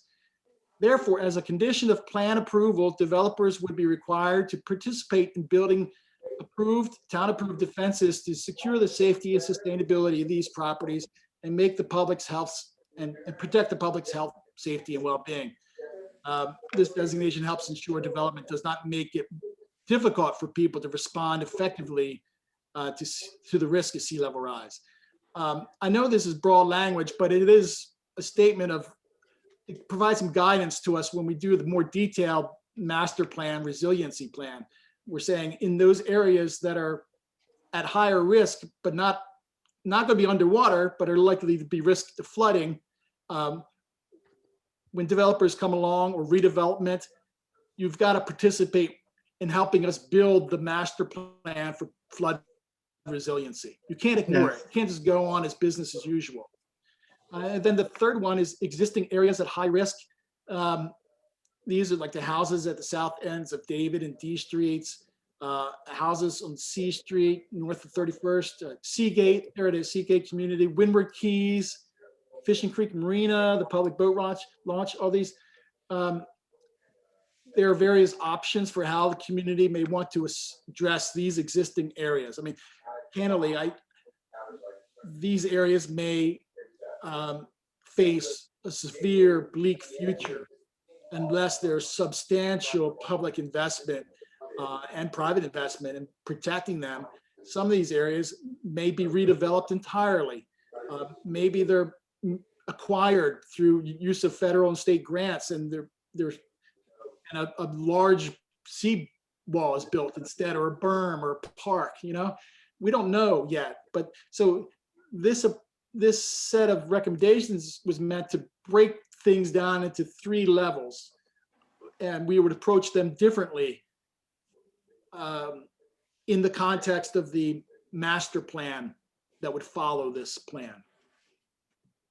So I guess my question is that there's no way that we can at this point identify areas that should not be redeveloped or should not be built on, or should be, for example, your recommendation at the highest risk area is to build higher.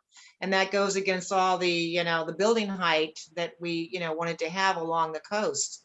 So, I mean, my concern is that we're going to create a situation, we're going to make it worse than it actually, than we actually wanted in the beginning, because we're going to allow for all these exceptions. No, Build no, higher, build berms, build up on, I mean, that kind of thing. And that, no, the layer one, the highest risk, what I'm saying is that the land would be converted to resource conservation. It would not be developed. It could not be developed. It is what it is. We're not going to pretend it's not a wetland or that it's not a underwater anymore. We're saying things have changed. There's no development allowed. There's no chance for the fill-in and What areas are in that? enhancing. Well, Kathleen first. So, yeah. No, those areas are hands off. No filling, no seawall construction. That is the area where we're retreating, if you think about it that way.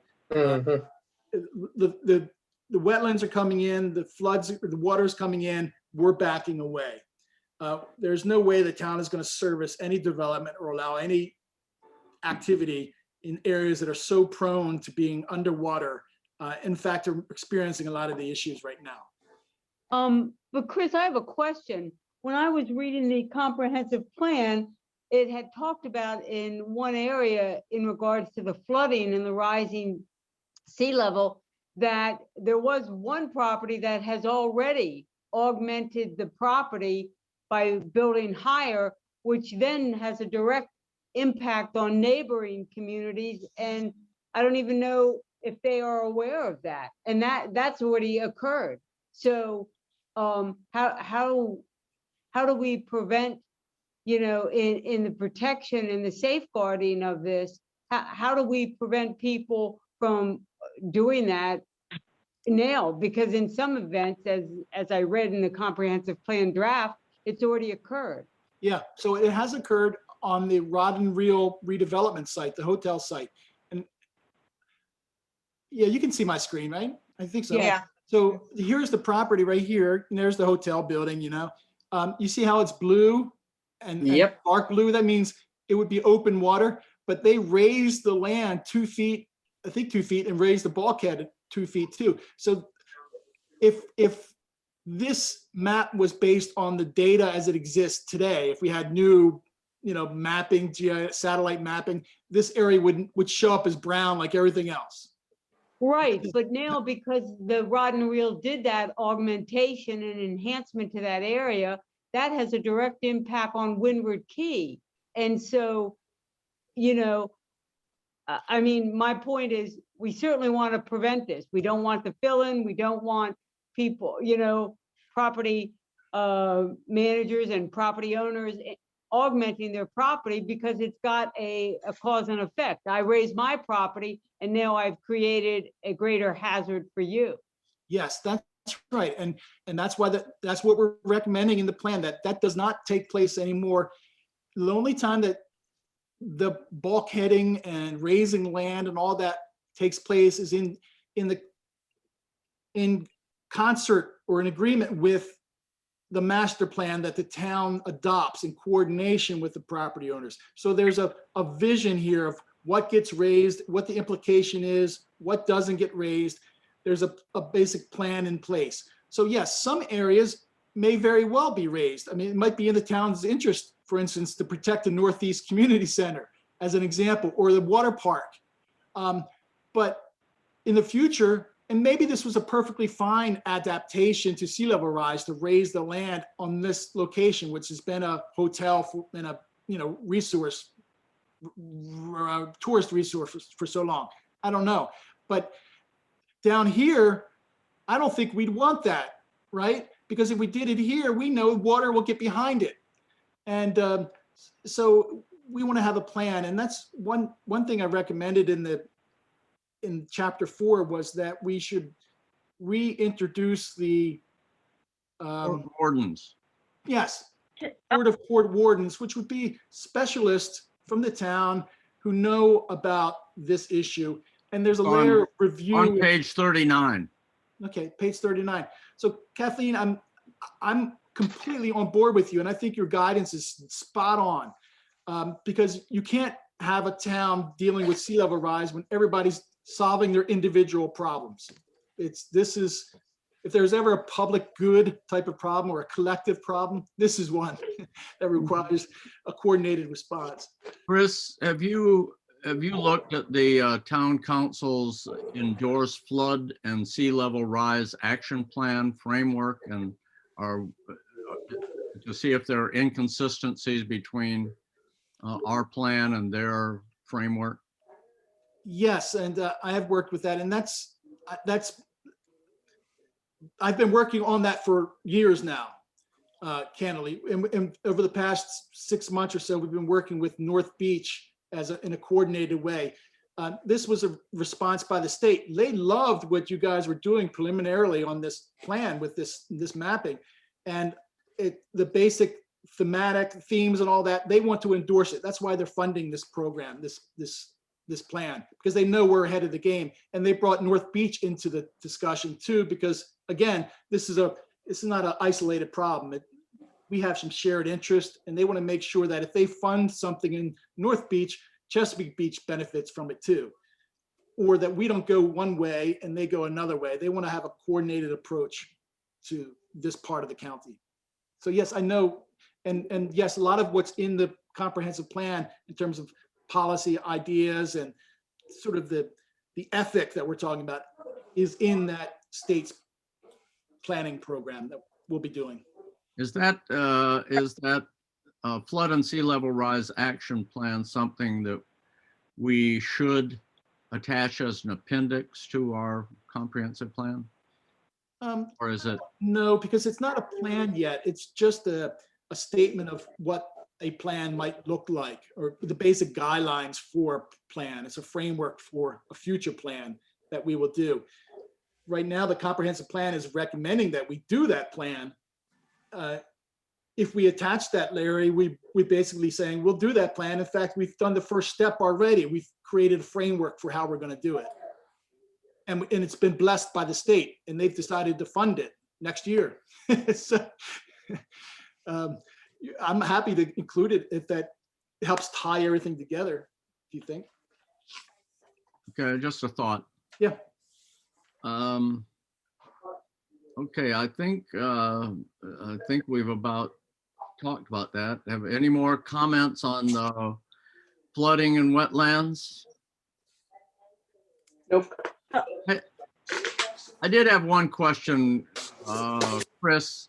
Chapter 4, we talk, and that's number 11 on the list here. We talk about the lands that were made through filling in wetlands like Kellum's Field, etc. Yeah. But we don't say whether we would continue filling in or whether we want to abandon any further filling in, or what are the thoughts on that? Larry, do you recall on what page you saw? Yes, page 27. Today, wetlands are protected from being filled in through a variety of local, state, and federal laws, etc. But it doesn't talk about lands that have already been filled in. It talks about future filling in. And then on page 37 is impacts to made land. The second significant impact is the concern of the town's recreational center, Kellum's Field, public boat launch, etc., and water park. Are all built on made land, that is atop the filling of marshes susceptible to the intrusion of groundwater and land. But it doesn't say what happens next. It recognizes it's made land, Yeah. but are we suggesting it should be filled in? Or are we leaving that to the port wardens to figure out in the future? Or maybe to the planning commission when the master plan is prepared as well. But I think it's clear that the plan does say that Kellum's Field is not meant to be filled on or developed. That, in the future, this area is going to be that blue-green park. It's going to be an area that would accommodate floodwaters by building berms and open spaces and wetlands, in addition to some, open fields. But you're right, it doesn't say anything about, for instance, this area, which is built on sea level of fill. This area, which is built on wetland.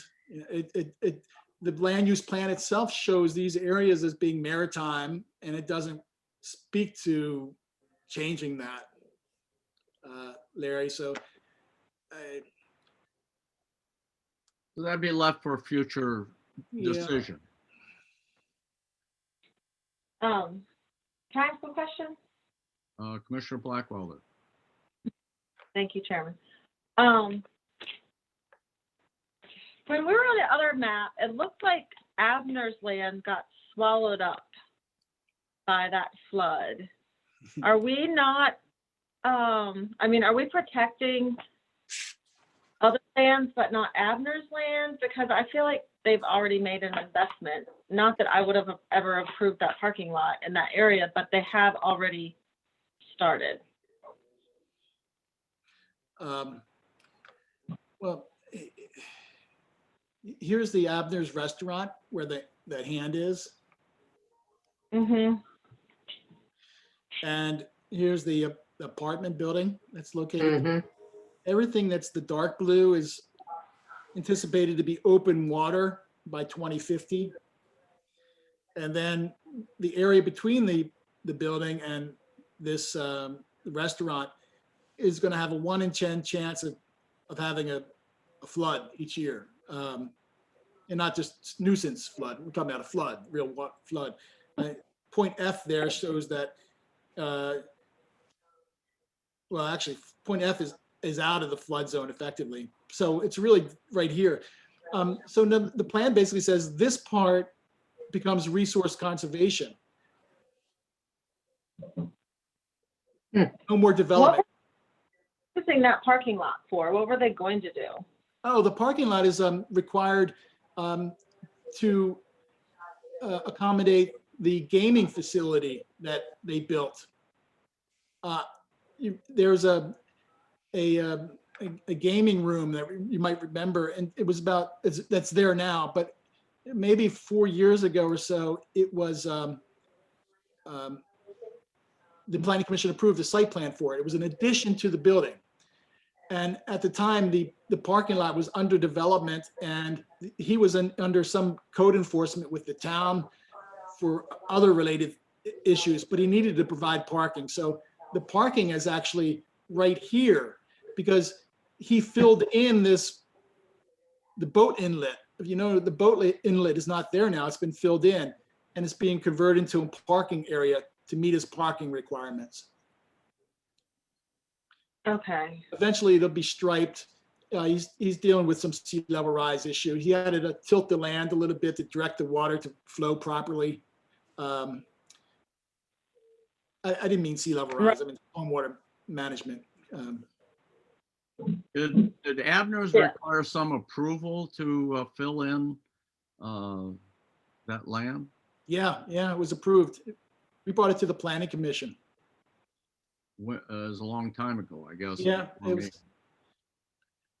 I can't remember, but it was an approved site plan. Of course, the main approval was the Maryland Department of the Environment and Corps of Engineers, but we approved it because it provided the space for the parking that he needed for this business. Right. So I know we're going to do the flood plan later, but I would just say that whoever's been built already needs to be protected, and nobody should be left out in that sense. I mean, they're already there. But I will say that we did vote not to put residential people in all those high-risk areas, and I as long as that happens, I guess we're, as far as the land goes, we'll figure out the floodplain, but. Right. Yeah, the current draft plan is not to swallow up Abner's investment. without, I mean, there's lots of people we could swallow up with the flood. Let's just be fair about it across the board. Of course. Okay, we have two more items on the list before we get to new chapters 6 through 10. Number 12 is safeguarding against unplanned, uncoordinated efforts to raise the elevation of the land or build structural flood defenses, including seawalls, raised bulkheads, shoreline and piers, docks, etc., as they are counterproductive to ongoing efforts to protect public safety and the community. Coordinated and systematic measures must only be undertaken in an organized manner. If you look at page 39, it talks about activating the Board of Port Wardens, whose responsibility is to regulate this kind of activity. Is there something else that the commissioners are interested in doing beyond what's stated there on page 39?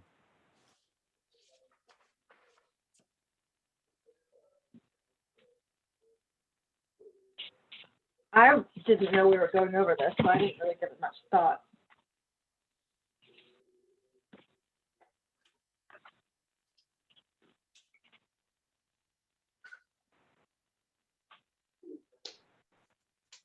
It would action by the port warden it wouldn't supersede any kind of state or any kind of other regulations.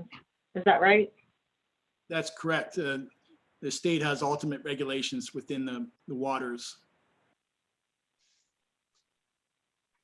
But Right, what's odd is that when the state issues a permit to build a pier or to raise a bulkhead, one of the conditions is that the project comply with the municipality's regulations too. So it's joint. So activating the port wardens would give the municipality, Chesapeake Beach, a more active voice in that decision process. Right. Okay, if there are no other comments, moving to the last item on my list. Whether the comprehensive plan sufficiently encourages programs that would protect, restore, and maintain the beach area, nearby slopes, marshlands, and waterways, and the plant and animal life that depend on those resources. We've talked a lot about some of this tonight. Is there any other suggestions on comprehensive plan amendments or changes that people want to? Larry, Yes, go ahead. I would like to propose a couple objectives that might fit under this particular item. The one thing that we did not put in our objectives under land use, which I think is pretty, I'm hearing some feedback. Do you hear any feedback? Okay.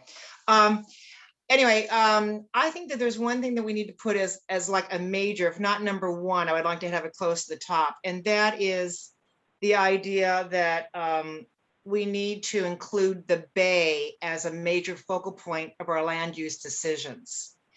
And I came up with an idea of a possible objective that I'd like to run by everybody to see if they would be in agreement to put as, I think, the number one objective in land use. And that would be this: develop land use decisions that are compatible with protecting and enhancing the quality of the Chesapeake Bay and its surrounding ecosystem, while discouraging uses and development that promote negative impacts. The Bay is the major source of the local and regional economy, and it helps provide a higher quality of life for all. And I think if we put the Bay as our number one objective, then everything else under that, all the other objectives and everything else in the land use section becomes clear as to what our goals are. And that is ultimately the Bay, and protecting the Bay and the surrounding ecosystem. Is there anybody that objects to that? I don't, I like it. So let me read it one more time, and I would like to make a motion or I don't even know if we need one, Chris. Do we even need a motion to include that as a number one objective, or what do you think? I haven't heard any objections, so I would say it's agreed. Chris, you're muted. Chris, you're muted. Mute, Okay, mute. I'm sorry, I'm good. You can hear me now.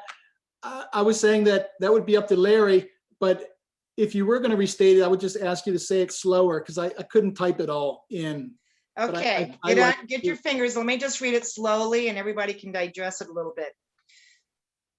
Develop land use decisions that are compatible with protecting and enhancing the quality of the Chesapeake Bay and its surrounding ecosystem, while discouraging uses and development that promote negative impacts. The Bay is the major source for the local and regional economy and helps to provide a higher quality of life for all.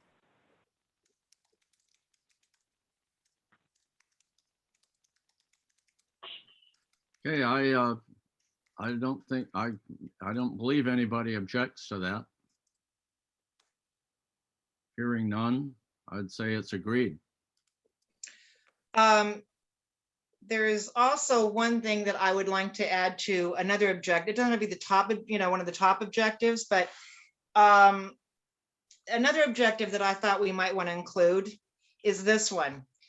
To retain a small town approach to development, encourage zoning and density levels that do not overburden current town infrastructure, such as roads and public facilities.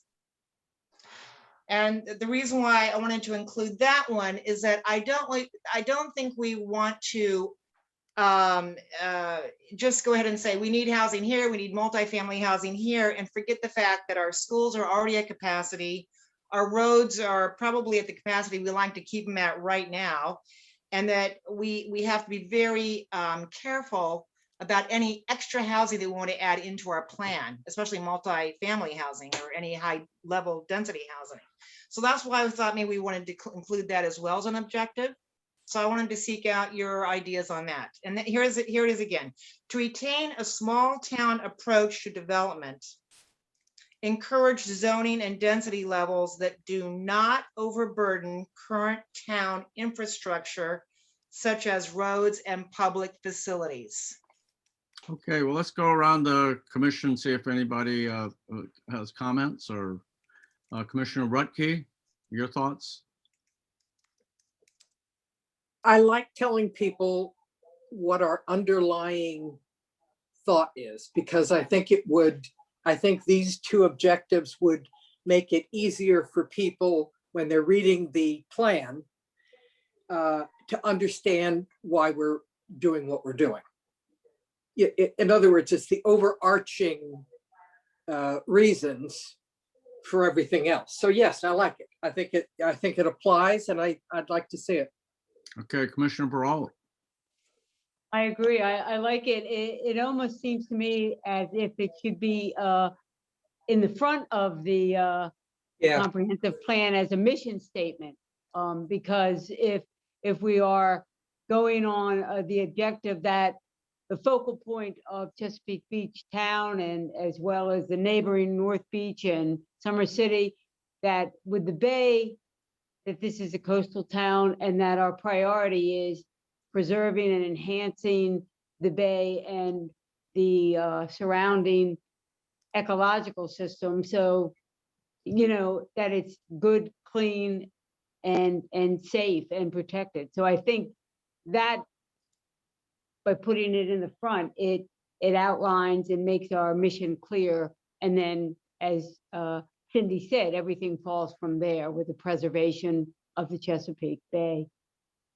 Okay, so we're talking about adding it to the objectives in Chapter 5, but we can look back and see if it's consistent, or the vision statement or any of those need to be changed or amended to incorporate those ideas. Commissioner Blackwelder. I like both of those objectives, and any place that recommends against not having an adequate public facilities ordinance or constraints, I would like to strike that. I like having adequate public facilities in the objectives. Okay, so that's agreed. And that completes the chairman's list of issues. Again, I think the next thing on, at least what I would propose we do, is Chris go through the 6 chapters, kind of introduce his chapter 6, 7, 8, 9, 10, and then we can discuss anything that the commission wants to discuss on those chapters. And we do need to go back to chapter 3 on growth, because that's an open issue. But that pretty much rounds it out. Chris, any thoughts? Yeah, so now that we finished land use, I need to revise that chapter and I can finish the municipal growth section and put an estimate of what our 2040 forecast would be. And it's essentially going to be much lower. Well, compared to the 2 forecast projections, it's going to be much more in line with the low growth. It's essentially going to be no growth moving forward, except for the projects that are already in the pipeline. So the narrative will describe that that data set. And now that we have that, we can finish that chapter. So Chris? Yes. Before you move on, I'm sorry, if I could just go back to page 41 on the second objective you had for land use before you just, I mean, it's just a minor little thing. You said expand commercial development. Could we put the last line first? Could you put within the boundaries of the current infrastructure, comma, expand commercial development? Could you just switch the last sentence to the front of it? So that, first of all, that last sentence kind of hangs right there in the way that you've got it. But if you could bring it to the forefront, I think that would then augment what I had as far as the objective about public facilities and infrastructure, et cetera. Do you see what I'm saying? Yeah, good. And you can see how I kind of stub ended that statement. Yeah, so if you brought that to the front, it would make it a lot more, logical. Okay, perfect. Okay, thank you. I'm sorry, Chris, go ahead. Okay, so let's do share screen real quick again. Chris? Chris, we did have a couple items hanging out from chapter 3, municipal growth. Do you want to take those, or you want to start with chapter 6 and walk through the remainder? Oh, Your choice. Yeah, chapter 3, I will actually complete those 3 things as I update the land use chapter, because the 2 are so intertwined. And as I said, I'll bring that to you for the next meeting along with the new land use chapter. Okay, yeah, one of your emails from February or March, you had mentioned these things. So let me, they're on my list there. What happens on developable land, developable land within the town's immediate planning area, including areas on the outskirts of the current town boundary, whether to recommend annexation of land currently in agricultural preservation or adjacent to it that could provide potential for recreational trails or areas for affordable low-income housing, and whether as an alternative to annexation, that is expansion of the municipal borders, to recommend that the town or PC coordinate with the county on joint planning in areas adjacent to the town boundary. So I've forgotten, yes. So yeah, that's the element of the municipal growth plan that is currently silent right now. Although if you read through 6, 7, 8, 9, at least a couple places it references something like that. So what I'm thinking is that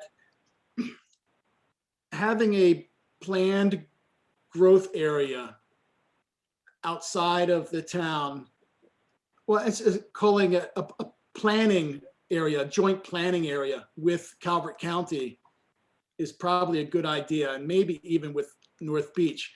The reason is because all of us are party to an interjurisdictional agreement for the operation of the wastewater treatment plant.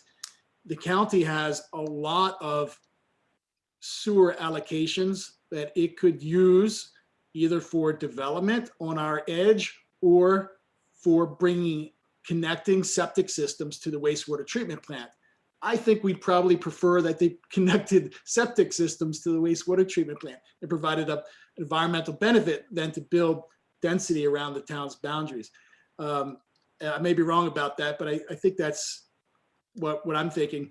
And I don't know that it's necessary at this point to draw a specific boundary around the town to say this is where the town will grow, unless you have a strong opinion about it, because the town has never had a municipal growth boundary. It's never said we're growing out. It's always said, you know, this is our boundary. We're constrained by these environmental features and these land use policies that the county has, like its farm preservation. So a joint planning agreement allows for coordination with land use and for infrastructure development, trails development, and just overall coordination of what happens out there on the fringe. And it may be that the town sees it's in its interest to go out and annex a parcel or two in the future. But I just don't know where that would be. It's not very logical. There's not big open parcels that are ready to be developed adjoining the town. It's we're kind of unique in that respect. So I was thinking that we would deal with recommended a joint planning area with the county. Okay, we had this discussion a few meetings ago, and I just wanted to make sure everybody was on board, had the same objective. So let me go around. I think the issue is whether we would have a joint planning area, as Chris has described, or whether the town would propose annexing additional lands around the town's border. I believe that would have to be in the comprehensive plan if we were going to do any annexation or propose any annexation. Can I ask for opinions? Commissioner Blackwelder, since you're on the screen.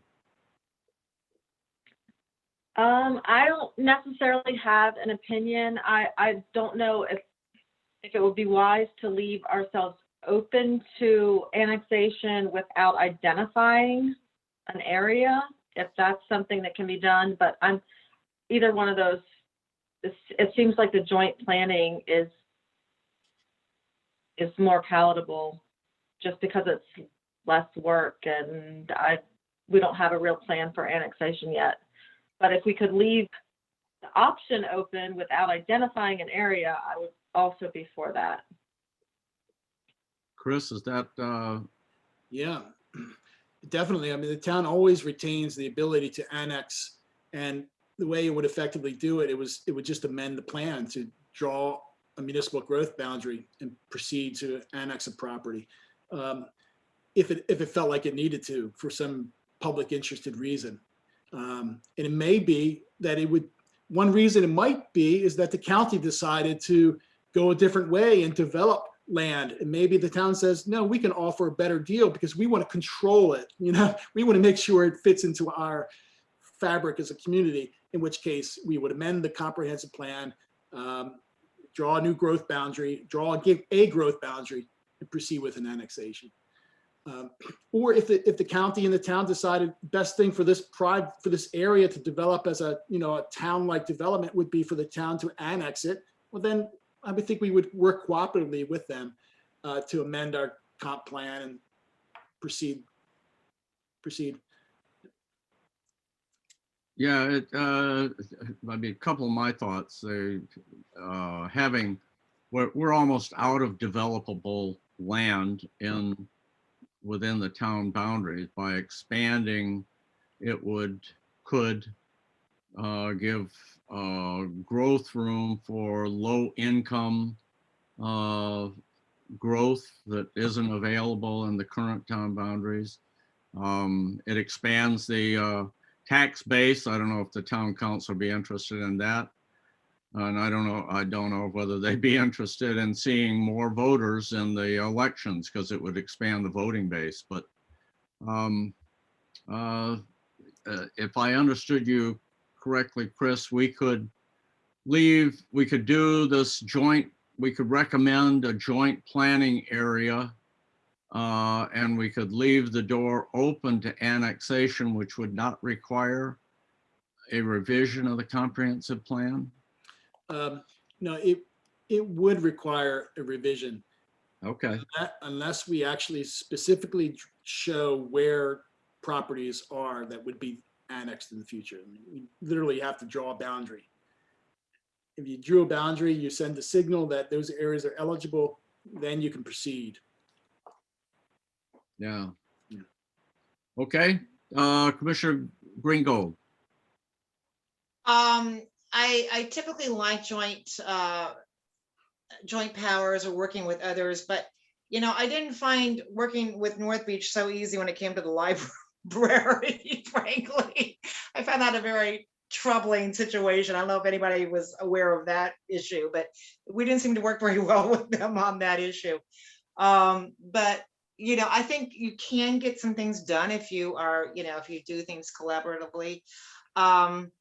I would certainly like to work with them on somehow getting a dog park between the two areas. I think there's a lot of things that we could work on together. So I definitely think we need to work as a big one large group.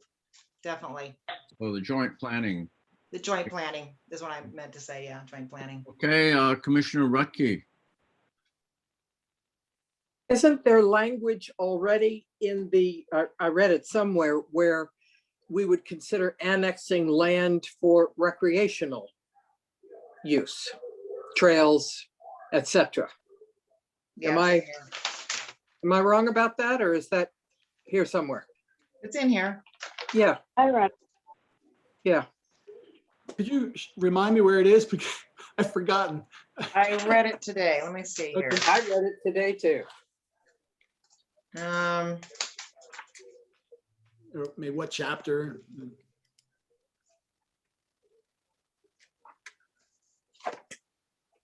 Where did I read it? I think it was in the housing chapter, but it wasn't either. So Jan, are you saying that you think maybe we should identify a recreational annex? I'm saying I'm definitely in favor of it.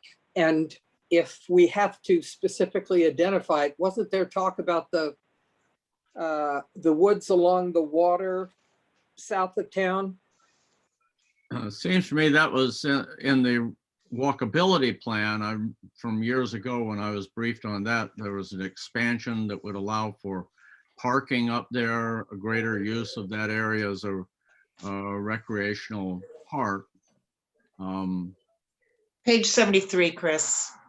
Okay, thank I you. think Jan talked about the area near the end of the railway trail. Is that which area you're talking about, Jan?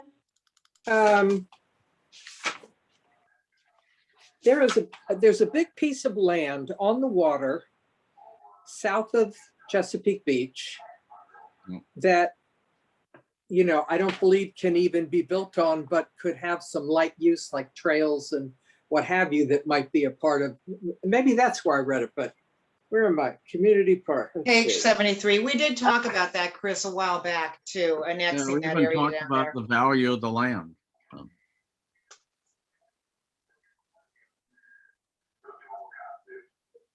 I think it's, But we don't say anything about annexation.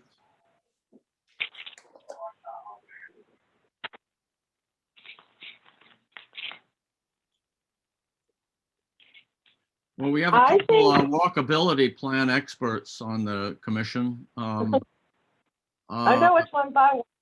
Do we, I really would like to get your thoughts on what comes out of that walkability plan that should be included in this comprehensive plan at some point, but let's, I don't know, let's talk about that at the next meeting, whether annexation is a good or bad thing. I think that doesn't help Chris in trying to finish this up, but Chris, you want to close it out?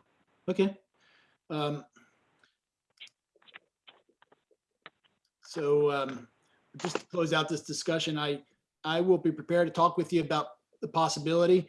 And as required by state law, I've already started my consultation with the planning department on the municipal growth section. They have the same draft you have to review too, just as a courtesy. Sent it to Jenny Plummer. You remember Jenny came to meet with us. So she's intrigued and interested in the idea of a joint planning area too. And so we're gonna have a little talk, and then depending on how that goes, maybe she would even come to our next meeting, or we'll see where it goes. Okay, so we'll leave that to you to Okay, tee up. yep, good. So chapter 6 is the housing chapter, and I won't go through in any real detail at this hour on these chapters, but the first, it describes basic kind of a context of the number of housing units we have, and the number of rental units we have, and the median rent and property value, home values. And then it gets into existing conditions, talks about affordability in town, vacancy in housing units, and housing for lower income households, and what the kind of the policy and the implementation strategies are around that. Now, these are county policies that incorporate the town into them. The town itself doesn't have a policy, and it doesn't actively promote or encourage affordable housing, but the county does, and the county actually has used its programs to acquire property in the town for affordable housing, and it's used its voucher programs to provide vouchers that families can use to pay rent in Chesapeake Beach. I mentioned the town adopted a housing code back in 2019, and a main purpose of that was to remedy some real unsanitary housing that existed in the rental market in the town, and to provide some oversight to increase the quality of affordable housing that is being provided in the rental space. This part of the chapter is interesting to me because you've heard me talk quite a bit about having a variety of housing types, and yet our code is still fairly restrictive. It's pretty hard to actually build a duplex or to create an accessory apartment, even, or a granny flat for that matter. And those are the typical ways of incorporating, quote, affordable housing within a community, and not subsidized affordable housing, but market rate affordable without development. You do it by, integrating it within existing housing units. And I think we're almost there, but there are some obstacles to achieving that.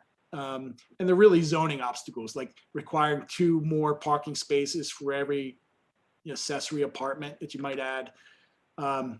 Then I talk a little bit about the senior housing space, and I borrowed a lot of this kind of the theme anyway from Calvert County's comprehensive plan, so that we would be linked up a little bit. And I cited that some of the data that they have in terms of their senior population, And what the literature out there is saying is that as a nation, we're in for a bit of a crisis as many people of, I guess, my generation move into retirement, who are in middle and low income brackets, that the cost of providing assisted living, quality of assisted living, is probably going to be outpacing the savings that we have. And there's going to be a real issue in the decades ahead. Maybe it's not just my generation, the generation in front of me, but so a lot of communities are coming up with sort of creative ideas to deal with that housing issue that's likely to show up here in our community too, and in any community really. Then, like with each of these chapters, we go through an introduction and some existing conditions, then the plan, a policy document for the topic area with objectives, just like land use had objectives. In this case, we have 4 major ones, and encouraging a variety of housing types in town to maintain the town as an intergenerational community, increasing the supply of housing to meet affordable housing needs. And that's for people making 60% of the median household income.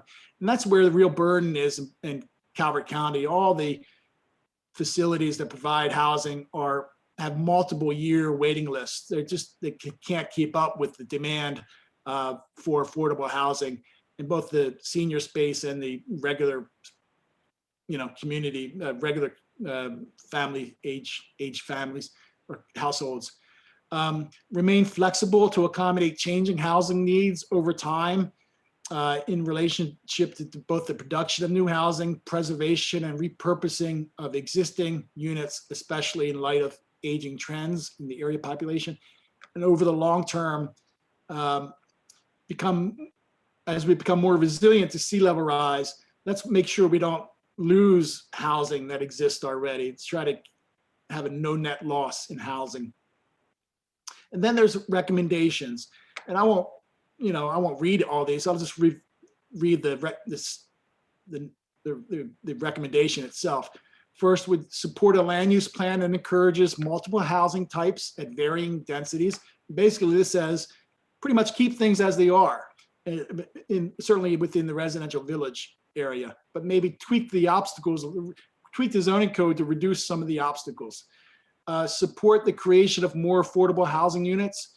And this is the town actually working with the housing authority to facilitate their programs so that people that live in the town who want to stay here can afford to stay here. Not so that we're, saying we're going to solve the regional housing problem. It's that we're going to provide space for residents or workers in the community to live. Create a town intergenerational housing task force. I love creating task forces and committees to solve complex problems that we can't solve as part of a comprehensive plan, but we can ask the community to focus on it. And Chris, Yeah. in the paragraph at the top, there is a sentence that goes to this whole annexation or municipal growth that as you're looking at that issue, you want to take a look at. It says municipal growth, while the plan does not designate an official growth area beyond the town's current boundaries. And so as you discuss that, come back with some ideas. That's one sentence that may need to change or may not. I don't know. yes, thank you. And thank you. Okay. And that was informed by the conversation we had, I think it seems like a few months ago in the fall, maybe. Okay. Prioritize residents in sea level rise planning. In other words, let's prioritize the people that live here. Let's think about their interest and make sure they're elevated. And we're not just thinking about water and flooding. Let's think about the human dimension of the sea level rise issue. And that's really a housing issue because there are a lot of houses that are threatened by or are going to be at risk in the years ahead. So that's the housing chapter. It's pretty specific, but it's not, huge. We got 4 major recommendations, and I guess I can just maybe, Mr. Chairman, I'll just keep going and get through them all, and if you like, and then we can circle back if there's any major issues or questions. Okay, well, we are quite a ways past the time. I was going to ask for an adjournment, but I'm happy to go on if we don't have a motion to adjourn. I would move for adjournment myself. Maybe I'm the only one, but I would make a motion that we Don't move for don't be adjournment. embarrassed by that. I mean, we, It's all right, yeah. okay, so we have a motion to adjourn. Do we have a second? Gosh, you people are hardcore. Go. Okay, all right. Okay, there's no second. Continue, Chris. Okay, so with transportation and circulation, the same thing, a very brief introduction and existing conditions. Here, I just showed the typical maps we would show or charts on traffic volumes. There's been some increases over the past 20 years, but really not much increase, ironically. And a lot of the increases happened when Calvert County was growing like gangbusters, but it slowed down. We have a transit operator. The Calvert County and Maryland Transit Administration both provide service. It's not a major part of our transportation network, but it's there and exists and it's been there for a long time. Then Okay. locals, yes, I'm sorry, can I interrupt? Yeah. It might be more beneficial if we just go slower through the chapters, because I think we've all read these. Oh. And I took notes on every chapter. And I don't know if you want to go through this fast and then have to circle back.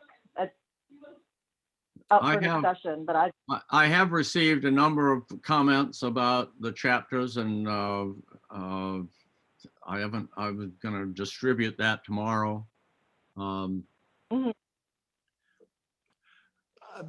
so has all the members have reviewed this and are familiar with these chapters? I don't need Yeah. to sort of summarize them like this anymore. Okay, is there anybody that needs a summary?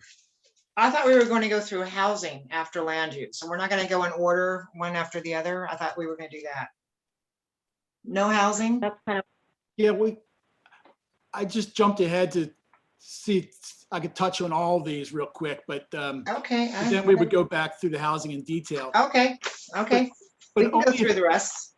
if the commission would benefit from me just kind of going through quickly. I certainly don't have to if you've read it already. yeah. I don't hear anybody that says they haven't, so we've all reviewed it. Okay. Chris, it's Commissioner Brawl. I wanted, in the comprehensive plan, it refers to appendices, but I didn't see them and I didn't know if I had missed them or they're going to be inserted later. Yeah, they're not in this document. They would be inserted later. Okay. And if there's any specific question about any one, let me know and I'll shoot you the document or the reference or whatever the case may be. Okay, thank you. Well, I read 2 appendices, and as I read through it, there may be more, but one referred to the 2002 comprehensive plan and the status of the recommendations in that plan. Right. I'm not sure why we didn't refer to 2010, which also had recommendations like raising the Fishing Creek Bridge and getting the library and those status of those issues. But anyway, that was one, and there was one other one that I can't think of off the top of my head, but it's in my notes here someplace. But it was in the comprehensive plan? No, it's not in We don't it have, refers to it said it will review the previous comprehensive plan and the status of recommendations made in that previous comprehensive plan. But the appendix isn't here for us to read yet. Okay, yeah, that, I thought maybe I had missed it. Okay, yeah. I had seen the reference to it, but then I couldn't find it, so, Right. okay. Kathleen, that was we had that on the agenda at a meeting as soon as we started. This was one of the first things we started, so you wouldn't have seen it. So I'll get it out to everybody. Oh, okay. And, you know, I didn't really think about it again until I went back to chapter 1 and, and saw it. So I'll make sure I send that document out to everybody. Okay, thank you. Again, yeah. So, Mr. Chairman, we want to just gonna just turn our attention to housing, and we'll go as far as we can until it's. Yeah, we'll go until we get another motion to adjourn. Go ahead. Okay, so everyone's read the housing chapter. Would you like to just go through? I'll start on page 1. If there's any particular issue of concern you want to raise, we can deal with it now or put it on Larry's list and, you know, bring it up in a more detailed way later, I suppose. Okay. So chapter 1, sorry, introduction, page 42, continues on to page 43.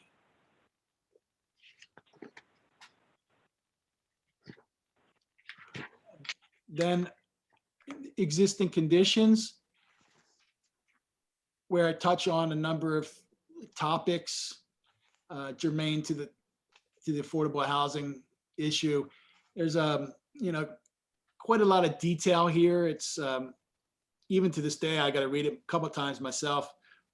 I wouldn't blame you if you felt it was overly technical, but it's kind of what we have to do. I wanted to just throw it all out there. The gist of it is that within the rental housing market, finding affordable housing is really difficult. In Chesapeake Beach, McKinley, almost anywhere. Just how it is. Over the past 10 years or so, it's gotten increasingly difficult to find rental housing that's affordable in Maryland.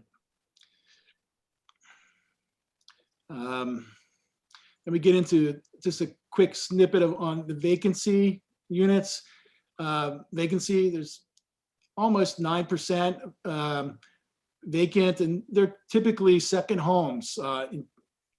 Well, 30% of them are, but of the various reasons why a house is vacant, that's the principal reason. This pie chart shows the decade in which most houses were constructed. And it's really remarkable that 31% of the town's houses were built in one decade, 2000 to 2009.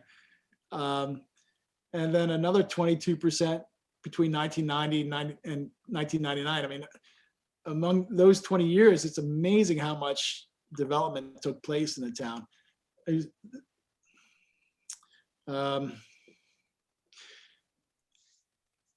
We've So referred. Chris, I have, Yeah, sure. I'm fine with all the existing condition documentation. The one thing I had a problem with was having that code chart in the housing section, because I think it's going to be confusing, because we did do a lot of downzoning. So my comment was that maybe we should remove that chart.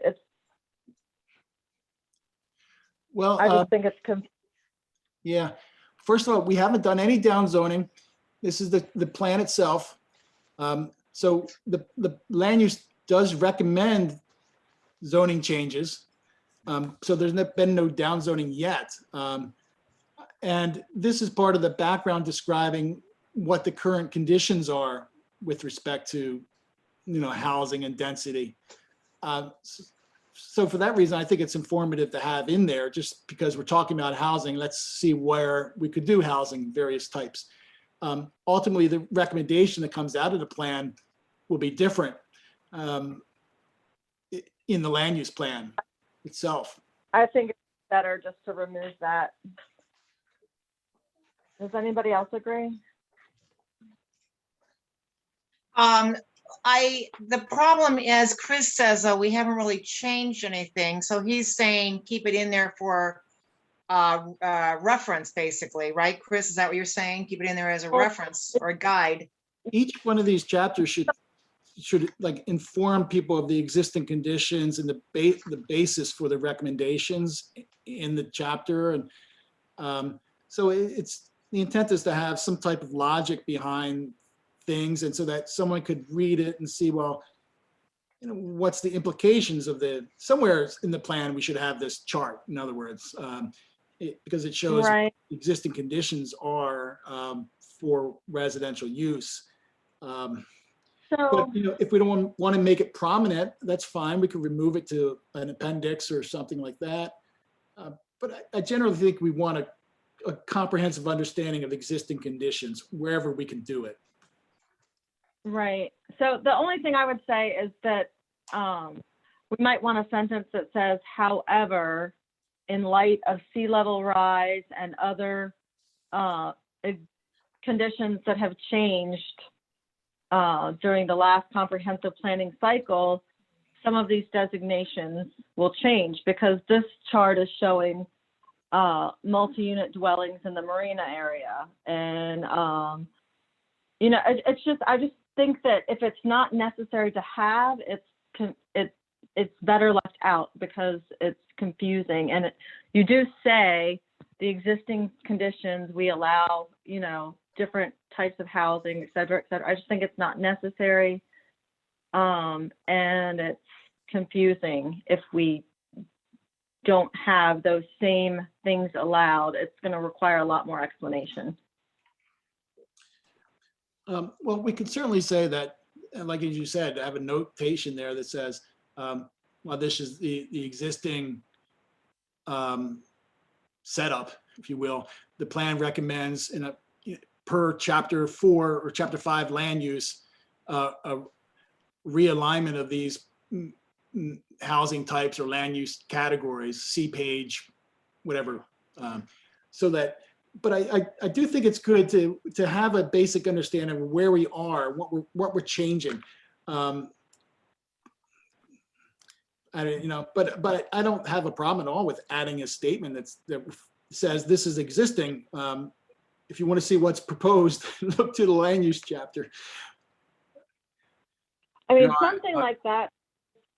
Go ahead, I think Larry. that would be good, because it kind of leaves the impression that this shows the distribution of permitted housing types, and it needs some kind of caveat that it's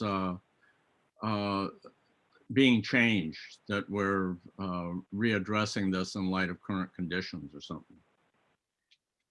Yeah, because most people won't, not everybody will wait until they get to the plan section to look at the recommendations. They might just see that as part of a recommendation statement, or indicate that that's what things ought to be. Okay, I got it.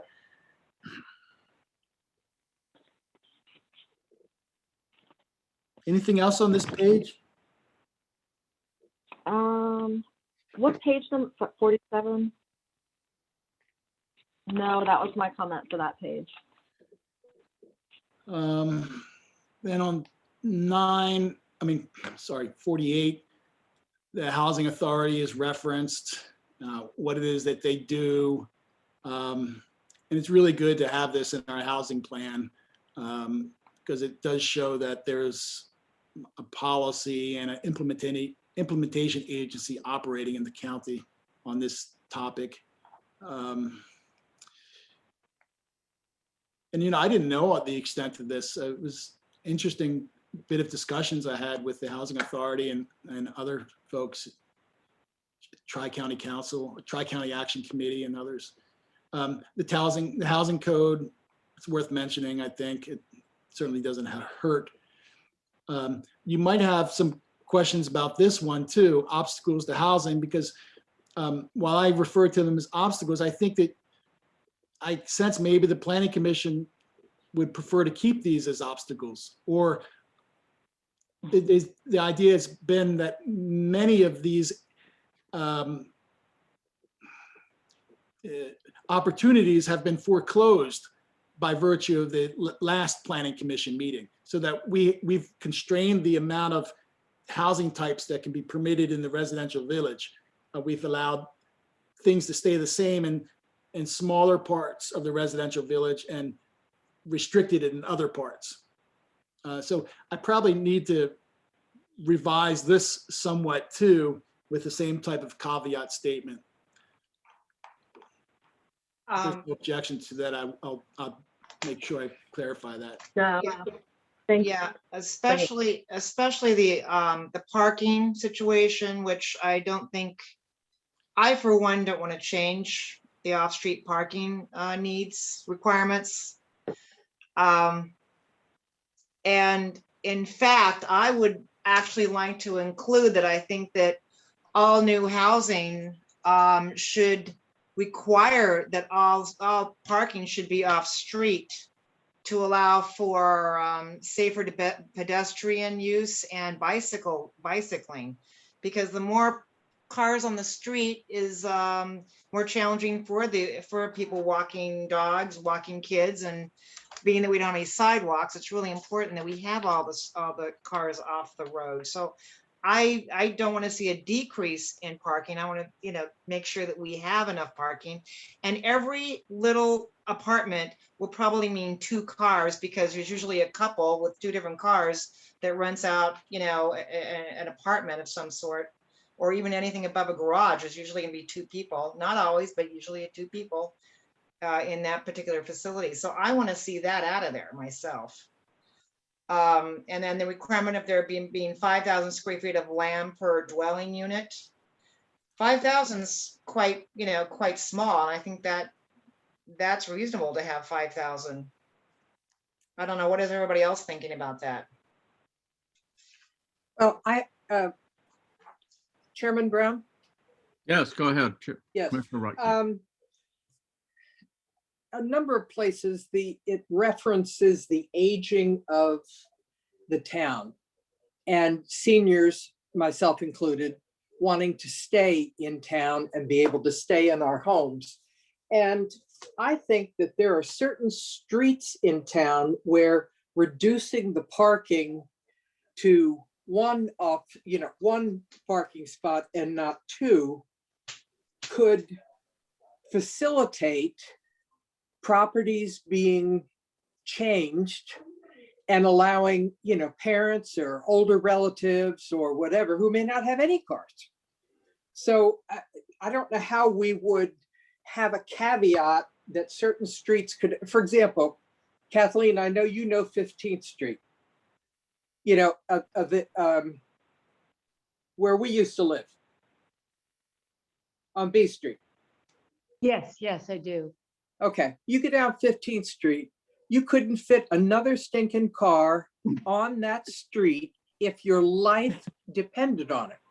So there's certainly, the campground in particular is really tight, but there are some properties, maybe we need to say consider an exception or something, but I am concerned about having housing that older people can live in.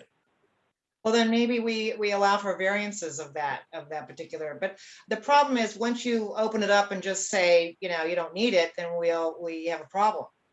But I think, as you say, our area around here is so tight that if we start all parking on the streets, it's going to be a dangerous area to walk around on. We don't have sidewalks. It's just more congestion.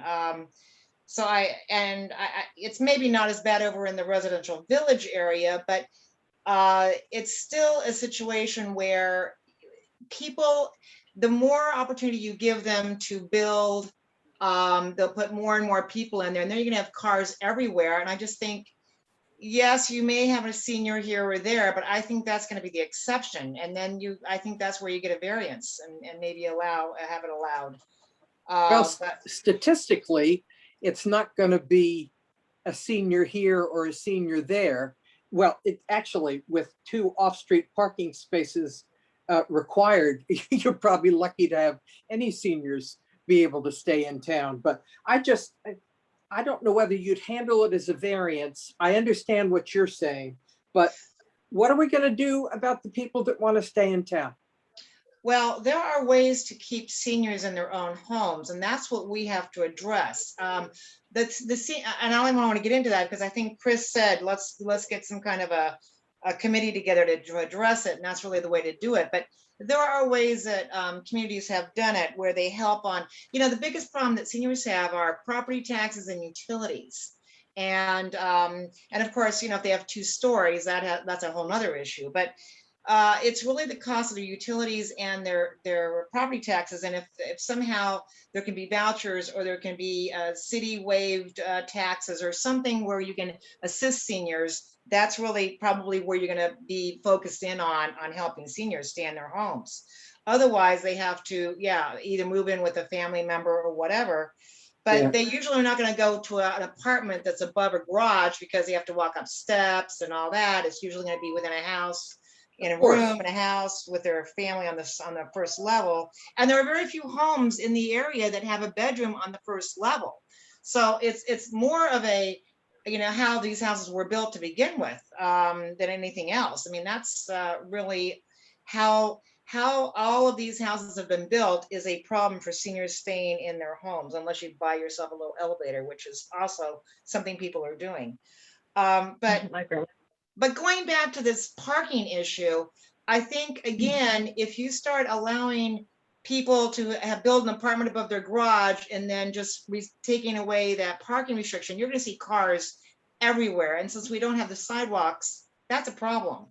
Because it means people are having to weave in and out of cars and cars backing into little kids with dogs. I mean, it's a real challenge. I've seen this in other beach communities out on the West Coast, and it's a real hazard, and it's just not a safe situation for the residents. So, Well- I would actually like to see it that we insist that, just for bicycle, people who are riding bicycles, we want to encourage bicycle use. It's a real hazard to be able to bike and have all these cars parked everywhere, and then people drive out of their driveways and they can't see bicyclists coming because of all the cars parked on the street. So you want to discourage street parking as much as you can, and that's why I'm concerned about this one for the health and safety of the residents, and that people, especially where you're going to be allowing these apartments to go in the village residential area. Right. Okay, I've heard you loud and clear. And this section is really just a listing of some of the zoning, the regulatory things that make it more difficult to do what the zoning ordinance otherwise would allow. In other words, if we agree that an apartment above a garage represents affordable rental unit, generally one would suspect it would, or a duplex adds another housing unit. There are a number of these obstacles that prevent that from taking place. And this is from your zoning administrator who deals with this stuff on a day-to-day basis. And I encounter these conversations with people. So this is not meant to be a recommendation to change it in any way. There's a little bit of that in the latter section, but this is just a statement of what exists today in terms of real life regulatory issues that are holding back delivering what could be affordable rental units, for better or for worse. Correct. It is what it is. Excuse me, Chris. Do you find that something that is necessary? Because I see what Cindy's saying is a lot of these things we don't want to do. Like, I think in a lot of areas we want to allow people to keep and preserve their single family neighborhood. And this is really kind of just driving down on, we want to split up these houses. And so like you said, it's not a recommendation, but I just feel like the lens through what this housing chapter is taken just kind of really discourages areas to maintain, and it over encourages areas to just open up themselves to a lot of multi-use housing. And you know how I feel on this, so I don't want to take the whole meeting up. I have some recommendations on the objectives, but if you think that it could go touch, it would be good. But the planning commission has already decided what areas would be allowed for accessory apartments or duplexes and what areas would not be. And that was we spent 2 hours on that 2 weeks ago. That's been settled. I mean, I'm writing the plan assuming that what you said was true. This is just a listing of the obstacles that exist today. And if you wanted to bring down those obstacles within the residential village area, which is real, and the area near Cox Road, I mean, the middle subdivision area and the area on Cox Road, if you wanted to reduce these obstacles, I'd say that's great because you're going to make it easier for people to deliver some modest amount of additional units. It's not going to change the character of the community, in my view. And I know this neighborhood inside and out and the zoning, but if you don't want to, that's fine too, because you can say that in the plan part. But I think it's important for the honest reviewer of existing conditions to know that there are some restrictions that hold back our ability to mix housing types. We wanted to do it with the last plan, but we didn't have the right code. And for that reasons, I think there's fewer accessory apartments, I know there are, than otherwise would exist because I've had to deny them. In any case. But we already know the land use scheme. We know where they're going to be and where they're not going to be. That's already been, unless you're reopening that. And I hope you're not, just for the sake of producing the plan. No, we are not opening them. Thank you. Okay. So Chris, I'm sorry, but Yeah. when we go down to the objectives then on page 50, Yeah. I think I get confused when you say encourage a variety of housing types in Chesapeake Beach, maintain the town as an intergenerational community. I guess where I'm confused is, are you talking about in just certain zones or the entire area? What are you talking there on that objective? Well, That's my practically speaking now, it's really, I mean, remember I wrote this before your last meeting, Okay, right? So, Okay. So now it should be probably recast or say within those areas designated for residential village or within those areas that allow for duplexes, encourage a variety of housing types, or some statement like that, Cindy. okay, all right, so that's what my question was, I guess, Yeah. is then that would be modified or amended to reflect the certain zones that would allow that. It wouldn't be the entire town. Yeah, I think that's Necessarily. how we knit this together with the land use chapter, by making those references. I mean, I could build on an extra room to my house to let my mother live in here, I guess, and that would be within the confines of where I live, and it would be the intergenerational community that you're referring to. But that you're talking about actually building apartments on top. You're probably talking about different structures, or separate structures, aren't you? When you say different housing types, I guess I'm just being nitpicky here, but I'm just Yeah, curious. well, one of those housing types is what you could do in the medium density district. You can do an accessory apartment if you met the requirements, including having 2 parking spaces in addition to the 2 for your house. You could do the granny flat. Oh, you can even in this particular area that I'm in with the hill? But that's pretty much all you could do. Yeah, I think that's the only thing you could do is an accessory apartment. I don't think you could do a duplex. You couldn't do anything. Right, okay, all right, that's fine. severely restricted, and there are a few, but not many, because of the constraints there. Yeah, so in the residential village zone, or in a small share of it now, or in the central part, in the middle subdivision and along the Cox Road corridor, if you call it that, that's the only place where you could allow for multiple housing types. And I would actually remove the notion of encourage, and I would simply say within those areas, encourage intergenerational housing by allowing the housing types that are permitted or by the code, or some other statement that basically says they're allowed, so let's facilitate them where they're allowed. Let's not allow them anywhere else. Let's encourage housing types where a variety of housing types where they're permitted. I don't know. I like that. Okay. Can we also include within the boundaries of our, the capabilities of our infrastructure? Can we also include that particular line that I happen to like so much? Yeah, we You know, can, why not? I think we should include that to keep the density at the level in which we can maintain the current level of capabilities of our infrastructure, of our current infrastructure. Something like that. I'm not completely with the program at this time of night, but that's okay. You got the idea.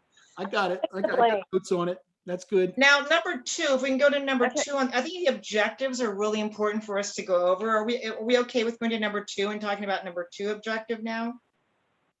Like you say, increase the supply of quality housing to meet the affordable housing needs of the town's households. This goes back to either the idea of annexing property or whatever. But would we want to include that as part of this, or do we want to? I think instead of saying increasing the supply of quality housing, since we're not annexing at this point in time, maybe we want to say protect and improve the current supply of quality housing to meet the affordable housing needs. Because how are we going to increase the supply of quality housing necessarily unless we annex or? And in reality, we're not talking about building an affordable housing complex or development in Chesapeake Beach. Those days are gone. It's just not the capacity in the town for that or land. So yeah, the term increase does imply something that's not feasible. Right. So yeah, so that's why I'm thinking maybe change the wording around, maybe improve the quality or protect and improve doing something to, I think, I don't like to see them turn into slums or turning in, because that tends to happen with affordable housing or, areas that are Section 8, whatever. I just want to make sure that as a community, we protect those areas, make sure that they're crime free, et cetera. The codes are up to snuff. So I don't know, is there a way to include that in on that objective? Yeah, I'll come back with a revised language there. Okay. That got your keywords down. Yeah, I like protect and improve current one because that allows us to better their quality of life with what we have without adding more. I like that. Okay. How about the third one?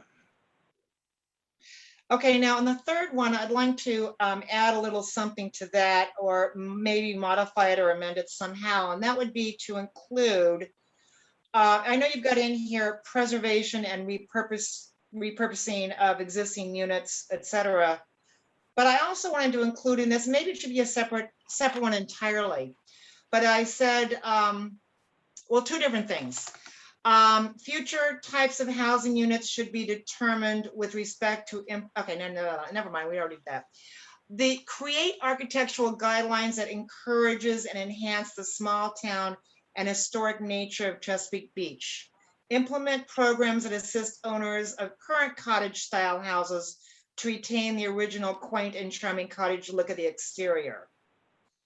Is there some way that we can put that into, that, or does that not fit there?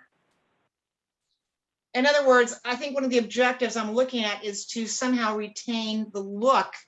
We talked about this, providing some kind of assistance perhaps, or support to some of these people that may want to stay in their cottage type housing, but it's falling down. They have no money to, to repair it. Maybe the town can provide a low interest loan or some kind of a support thing to keep the historic value of that cottage reality. I mean, do you think that we could accommodate that as an objective or not? Yeah, I think so. I mean, I think it has a connection to housing. There is the community character section in the land use chapter that speaks to all of that too. But here, I guess the connection to housing is that if you can keep people living in housing that exists and it's historic and it's well maintained, then they're less likely to sell it to someone who would Right. move in and pay top dollar, who Right. would create an unaffordable housing. I mean, would clearly Right. be higher priced housing. So by actually keeping people where they live and sustaining the quality of the housing, you've actually maintained, you allow people to live in the house where they, Yeah, Good it's enough, two things. It retains that house as a historic a character, the characteristics of that historic house, and allows this person to stay in that house as well. I mean, like some of the seniors who are living in these cottages, they can't necessarily keep them up, and they're falling down around them. And that's why I think if we can somehow, as a town or a community, come and support them somehow, and I don't even know how that would be. That's a If we, great, figure that out, then we've solved two issues with one objective there. okay. I know it's happened in some communities, some historic communities. I don't want to make them historic houses, but I want to make them, keep the charm of the town, by not having them be destroyed, more or less. No, it's actually a real program that works in Maryland. I won't get into the details, but it's basically a facade restoration program. There you go. There you go. Commercial That's centers, probably what I'm talking And about. we've expanded it to serve residential properties as well. There you go. That's what I'm looking for right there. That's what I'm looking for. If you can word that correctly, that would be what I'd like to put in there too, if we could. How about the last bullet? You like that one? Is that okay? No, I mean, I'm sorry. I don't want to come out and tell you you're terrible. No, what I was, that was a terrible thing to say. What I was wondering if we could modify is, instead of a no net loss of housing. Okay, so let's just say we have a hurricane, it comes through and just takes out a couple of these older homes, whatever. If the person is not insured for flood or hurricane or whatever, they're going to lose that home probably. And then you have outside investors coming in and just swooping up and grabbing those properties and then just doing whatever they want to, and they don't try and repair or restore or do anything to keep these cottages or these houses around. So then the people have to move.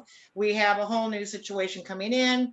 So and then we're stuck with yes, maybe we have fewer people living here, and maybe that's not what we want. So what we want to do is we want to assist the residents with coming back to those houses and rebuilding, instead of suggesting that we let's see here. How was I doing this? you don't want to intensify somewhere else. You want. I don't want to intensify it. That's what I'm trying to say. I don't want to intensify it. Thank you, Lori. Because it looks like in this statement, what you're saying is to become resilient to sea level rise, you're going to level that and put a multifamily housing somewhere else to make up for the deficit that you have in the areas that were flooded or whatever. And what I'm trying to say is maybe what we can do is have an alternative to that, so that we're not having people move out of the area and leave their place. Does that make any sense? I don't know. Maybe I'm not. Yeah, I like the last part of that. That in other words, I want to be able to support the people. For our fellow residents, we wouldn't want them to necessarily leave the community just because. Yes, because what happens with seniors? Right. Seniors become, they drop their insurances. They don't have insurance. They can't, rebuild or repair or whatever. Or if they're flooding, they don't know how to deal with any of that. And I just think we need more of a support, instead of just saying, okay, forget them. We'll just go ahead and build a multifamily over in this section, so we don't have a net loss of housing. It just sounds so cold, and it's so. It just doesn't sound like a good policy to put into a long-term plan. I want to encourage instead to try and assist the residents with repairing and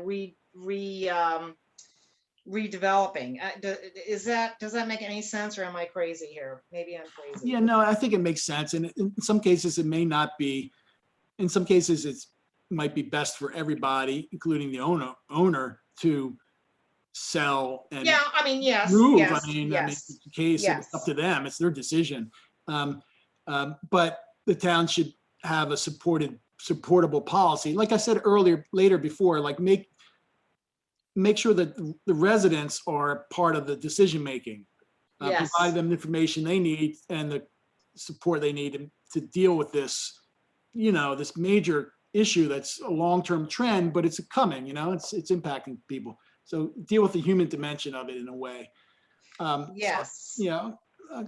If you give me time, I'll come up with the right language for this. This is an objective statement, so it should be broadly drafted to encompass a lot of things, and not to specifically say no net loss. I get it. Right. It sounds so cold.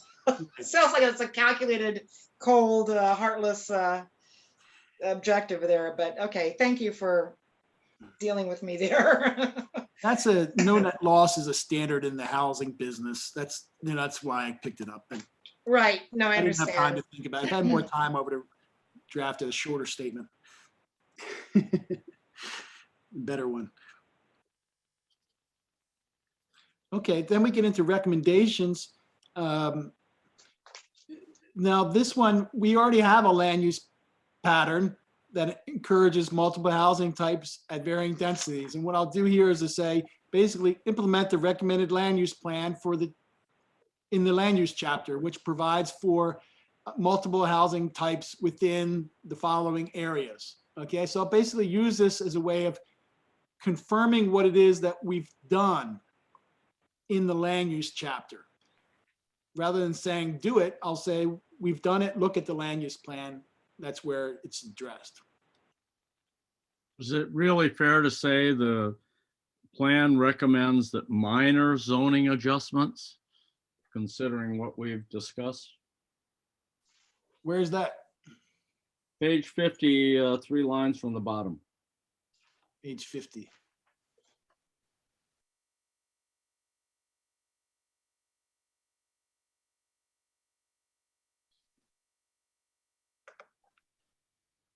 This plan recommends that minor zoning adjustments and active coordination with HACC be pursued to encourage housing types that are found to be compatible with their surroundings. Yeah, I would say, minor zoning adjustments within those areas that have not been changed, because it's been a major change in zoning, but within the, say, the middle subdivision, you could do minor tweaks. For instance, rather than saying you have to have 2 spaces per unit, you can say the decision should be based on the occupancy of the accessory unit. If it's designed for 1 person, then there's only one need for 1 parking space rather than 2. So that's a minor adjustment. That's kind of what I'm getting at here. Minor adjustments within those areas that are allowed, where housing types are allowed. Might be how I would rephrase that.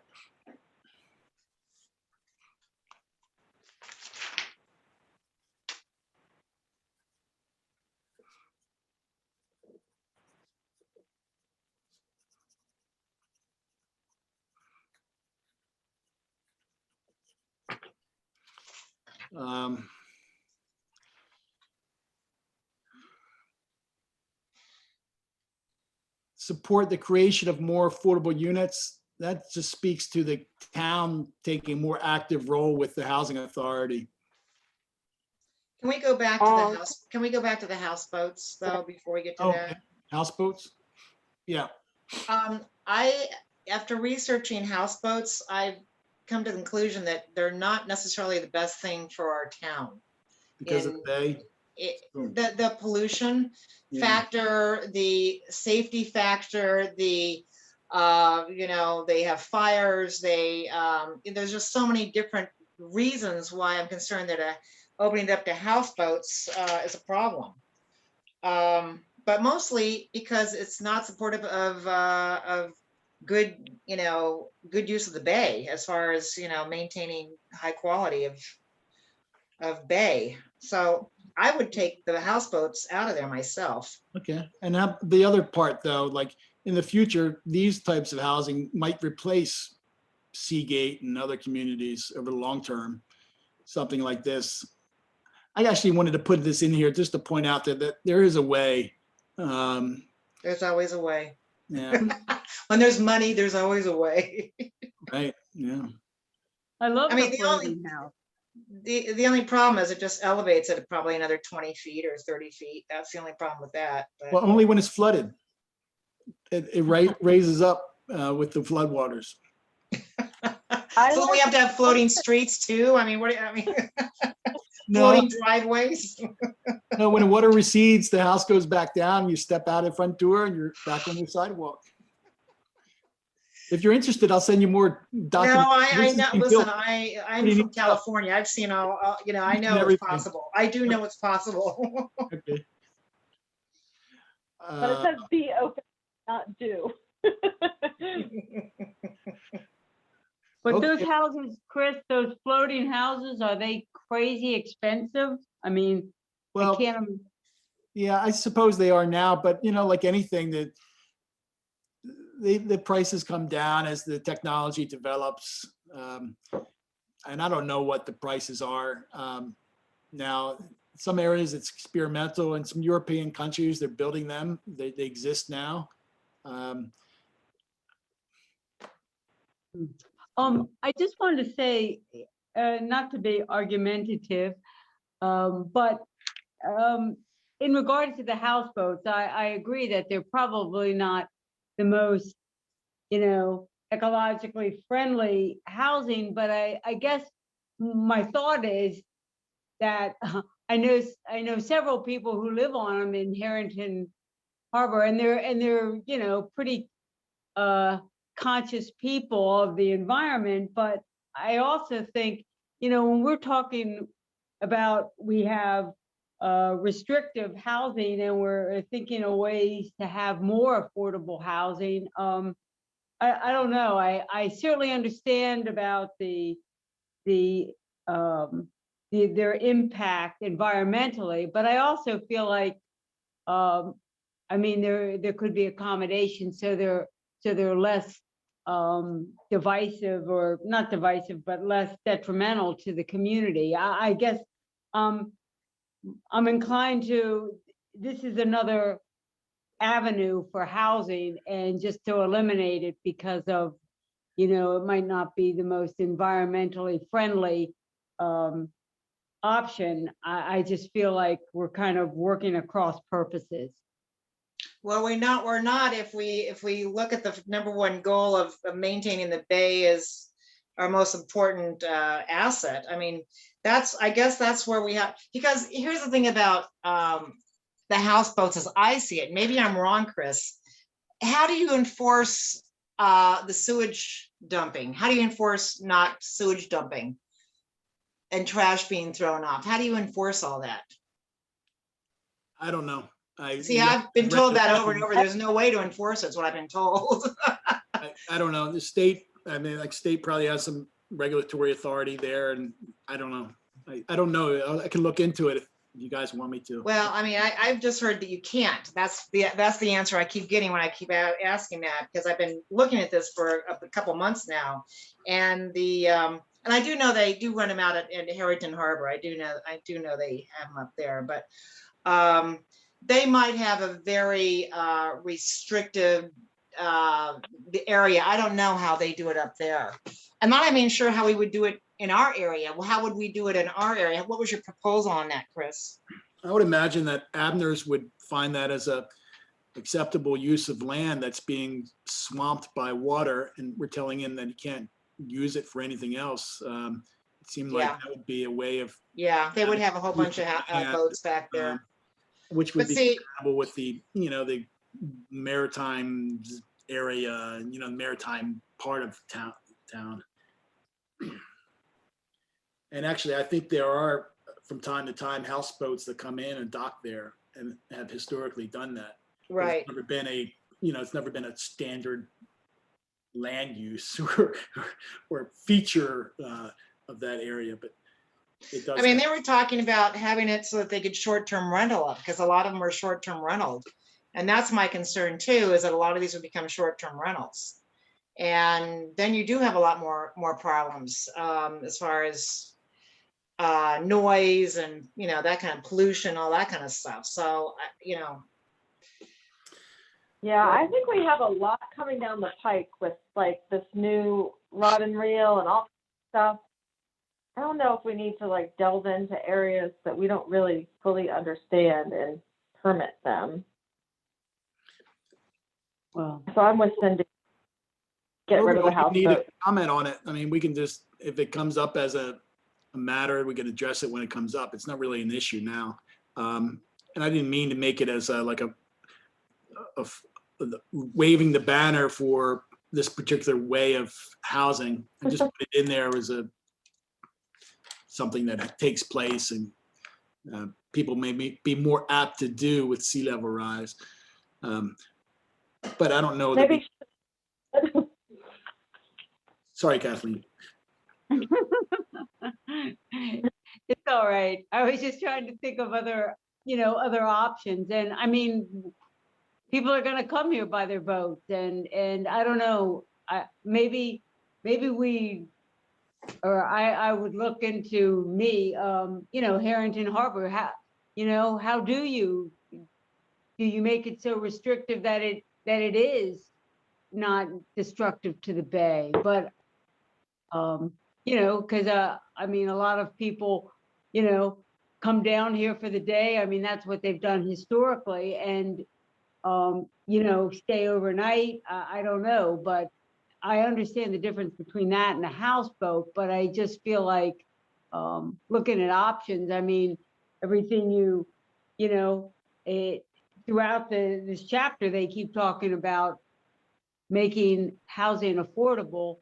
I don't think, Kathleen, in all due respect, I don't think that would make it affordable because I think from what I'm hearing with houseboats, they're turning into short-term rentals and that's what they're using them for eventually. Maybe not in Harrington Harbor, but that's what I'm hearing all over the West Coast, a lot of the East Coast. And that is not low-income housing by any means when you do the short-term rentals on houseboats. In fact, you can look on Airbnb now and VRBO, they're all over houseboats. There are a lot of them on there. So anyway, my point being, I don't think that would resolve our housing issue. I think it would create more issues, more problems than anything. But anyway, my idea would be just to, keep that idea off the table because I just, I don't think we can. I think we've got enough going on our plate right now myself. Okay. You like the creating the intergenerational housing task force, Cindy, I think. I think that's a good idea. Because there are some creative, as you said, there's these programs that we have to look into. There's all kinds of different things. When I was on the West Coast recently, they were talking about all these new types of elevators that are coming on the market now that you can purchase to put in these to retrofit into these two-story homes so that people can stay in their homes. So I mean, there's all kinds of things like that are coming up. So I think that's a great idea, actually. Okay, and then the last one, I think it kind of speaks to that one objective that you thought was a little too strident, the no net loss. This kind of recommendation is really about prioritizing residents when we do the planning, making it so that we're elevating the importance of people that live in the community, Right. and their housing needs rather than just being cold-hearted in planning. Putting the objective to make it sound like we're not heartless is probably a better idea. That's probably would be good. Thank you. Okay, we did it. We finished the housing chapter. No, I have one more comment. You have to go back. No, Please. no. We're not done. We're not Sorry. done. We're not. There's no done. more going back. How far back? No, stop. You're going too fast. I think it's 51. Here we are. No, 52. 52, yeah. Okay, this one. So I see it support the creation of more affordable housing. I don't think it should be as strong, like maybe a when needed, but I did read this and I thought, what a great opportunity redeveloping the courtyards at Fishing Creek would be. Is that what you were getting at here? No, not so much. I was thinking more like if the town coordinated with the housing authority and it found that there was a need for housing in the community, it could say, okay, listen, we have some candidates in town who would be eligible for the housing voucher or for the rental assistance program. Could you look at these properties and consider them as just so that the town kind of helps facilitate it, becomes a partner with the housing authority, not to build like a new tax increment or income tax credit housing development. I don't know that project ever redevelops until such time as, it's the flooding and water issues have become such an issue. I think it's going to be there for 20 years through the life of this plan. You know what I find So- interesting? I'm sorry, Lori. What I find Oh, go interesting is that whatever happened to the idea of people just renting out rooms in their homes? I mean, that doesn't ever Has seem to Lori be. finished her point? Because Lori Yeah. was on the. Oh, I'm sorry, go ahead. Mhm.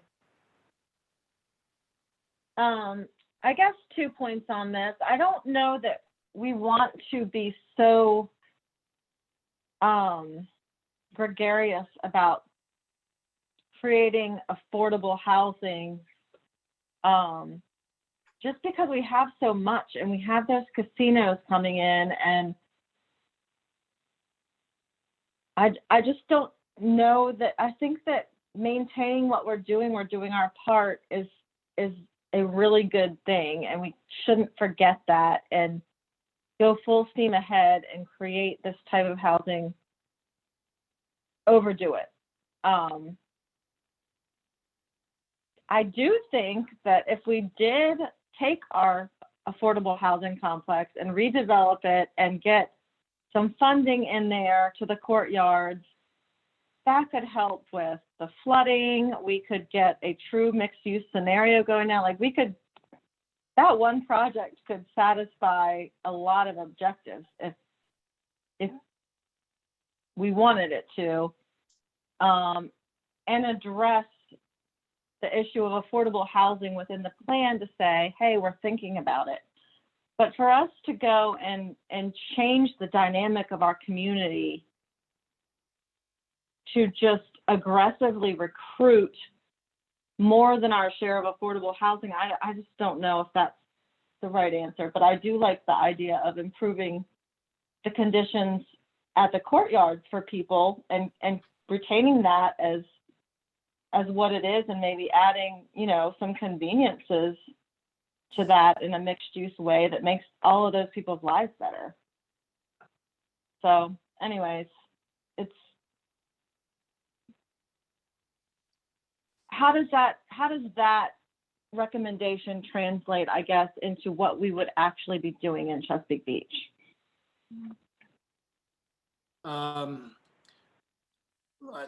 I think the town could coordinate with the housing authority, the existing programs that exist already, just so that the needs of town residents would be satisfied. There are properties in town that may be run down or would be or not appealing right now to the private market. The housing authority could come in, purchase the property, improve it, and put it on the market as part of the rental assistance program, get families moving into it. And those families, their income is capped at a certain level, but they've got a housing unit and you got a long waiting list. They tell me at the housing authority that they're in dire need, and they don't even have housing for emergency housing. There's just no emergency housing either. Just not that we have to in the town be the answer to that, but they're in a dire situation of not having enough housing for county residents who are in this price. Right.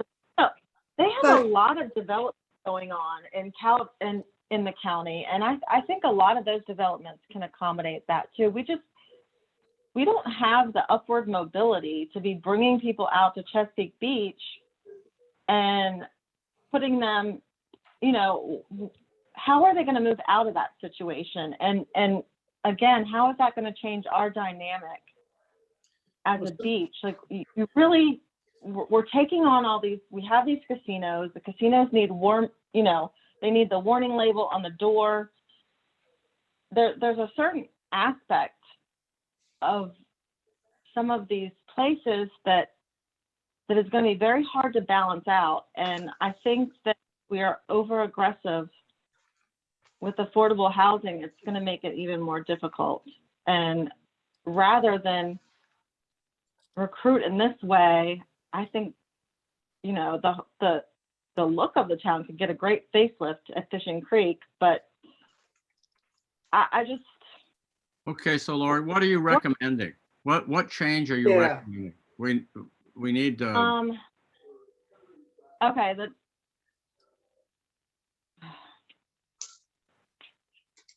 I just want to understand what policy this is going to do, because I don't want to go recruit more affordable housing than we need. okay, well, but we're talking about the language in this plan, and we need some language or we need to move on. Okay, so after units, add when needed, or something less directive. Support the use.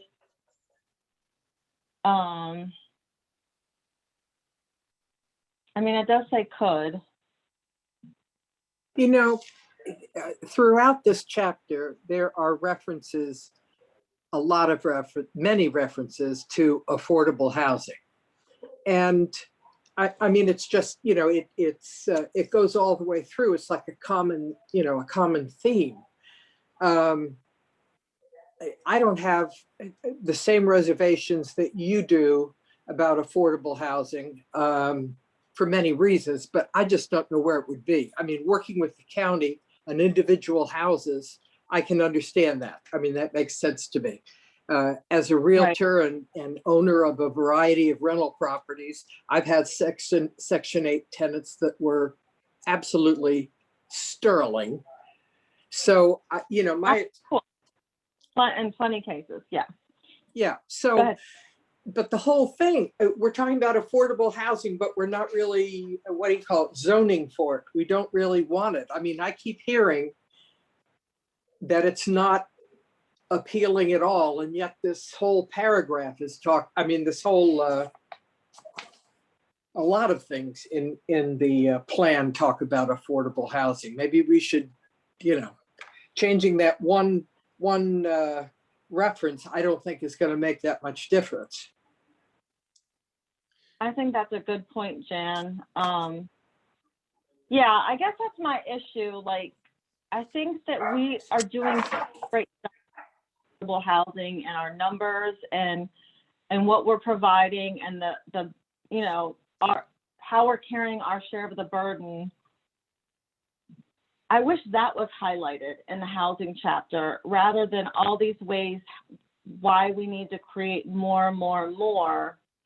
I think that we should be kind of tooting our own horn and saying, maintaining our outstanding support of affordable housing, to the degree that we can accommodate it as a community.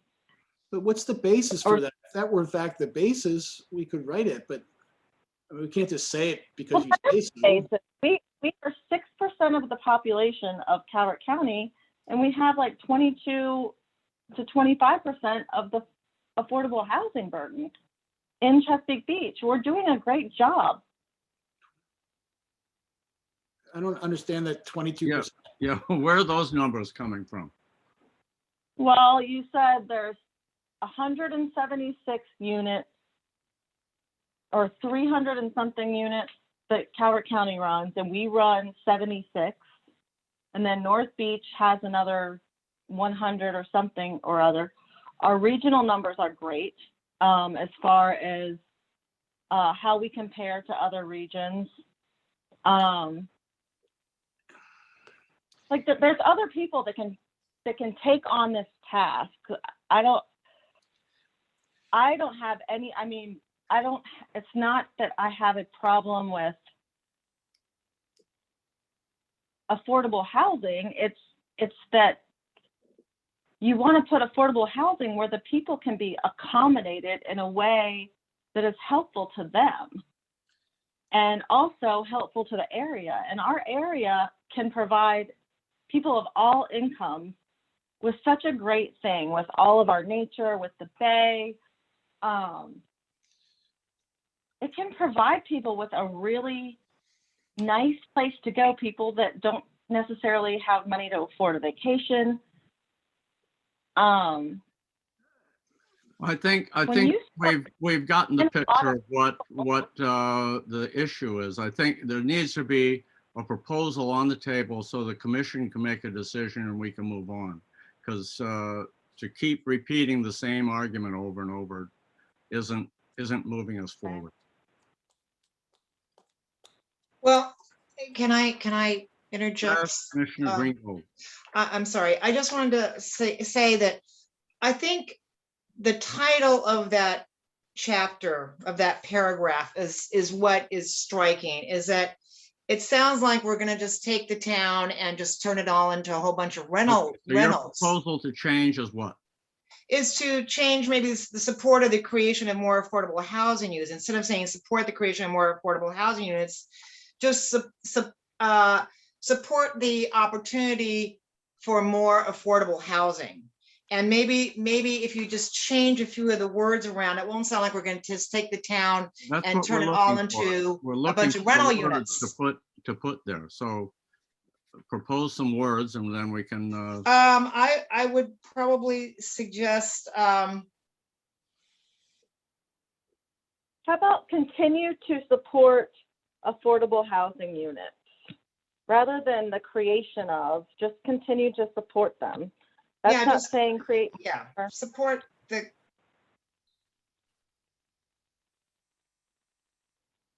No, support the opportunity for affordable housing. I think all you need to do is just to support the opportunity for affordable housing.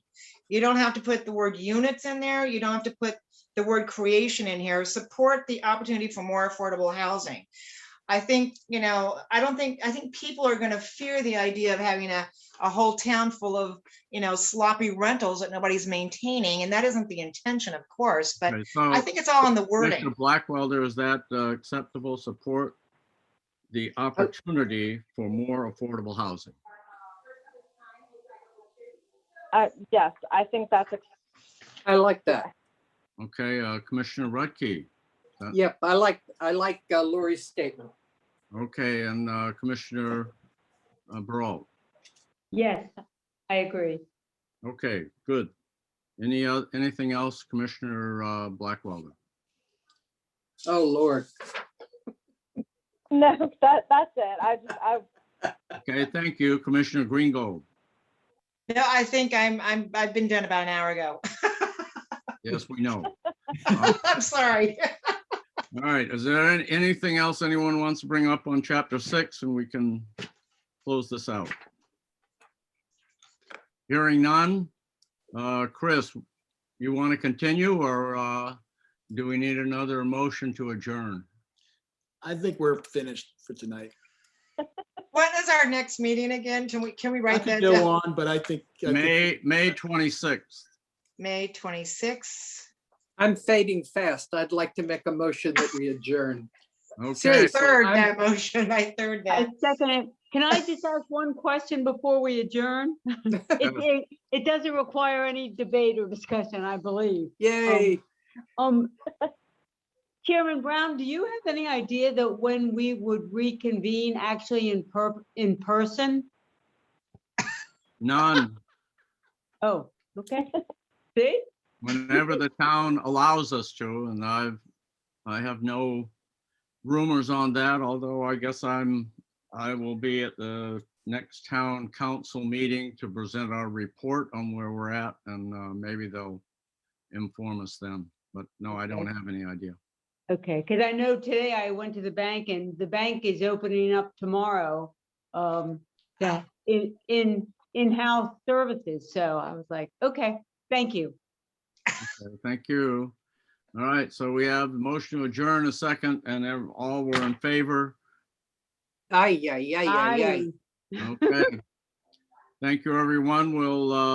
I will put what's left of my list together, try and circulate that. Please comment or add or subtract or whatever. If you have any edits, grammar, etc., you want to pass to Chris directly, please do that so we can get that going. And Chris, I'm sure you'll get chapter 5 out whenever you can. And as I understand it, the commission would like to see the whole thing before we make it public. So that I'm guessing will take at least one more meeting. So with that, thank you very much. Good night. Good night now. Nighty, Thank you. nighty. Good Thanks, night. everyone.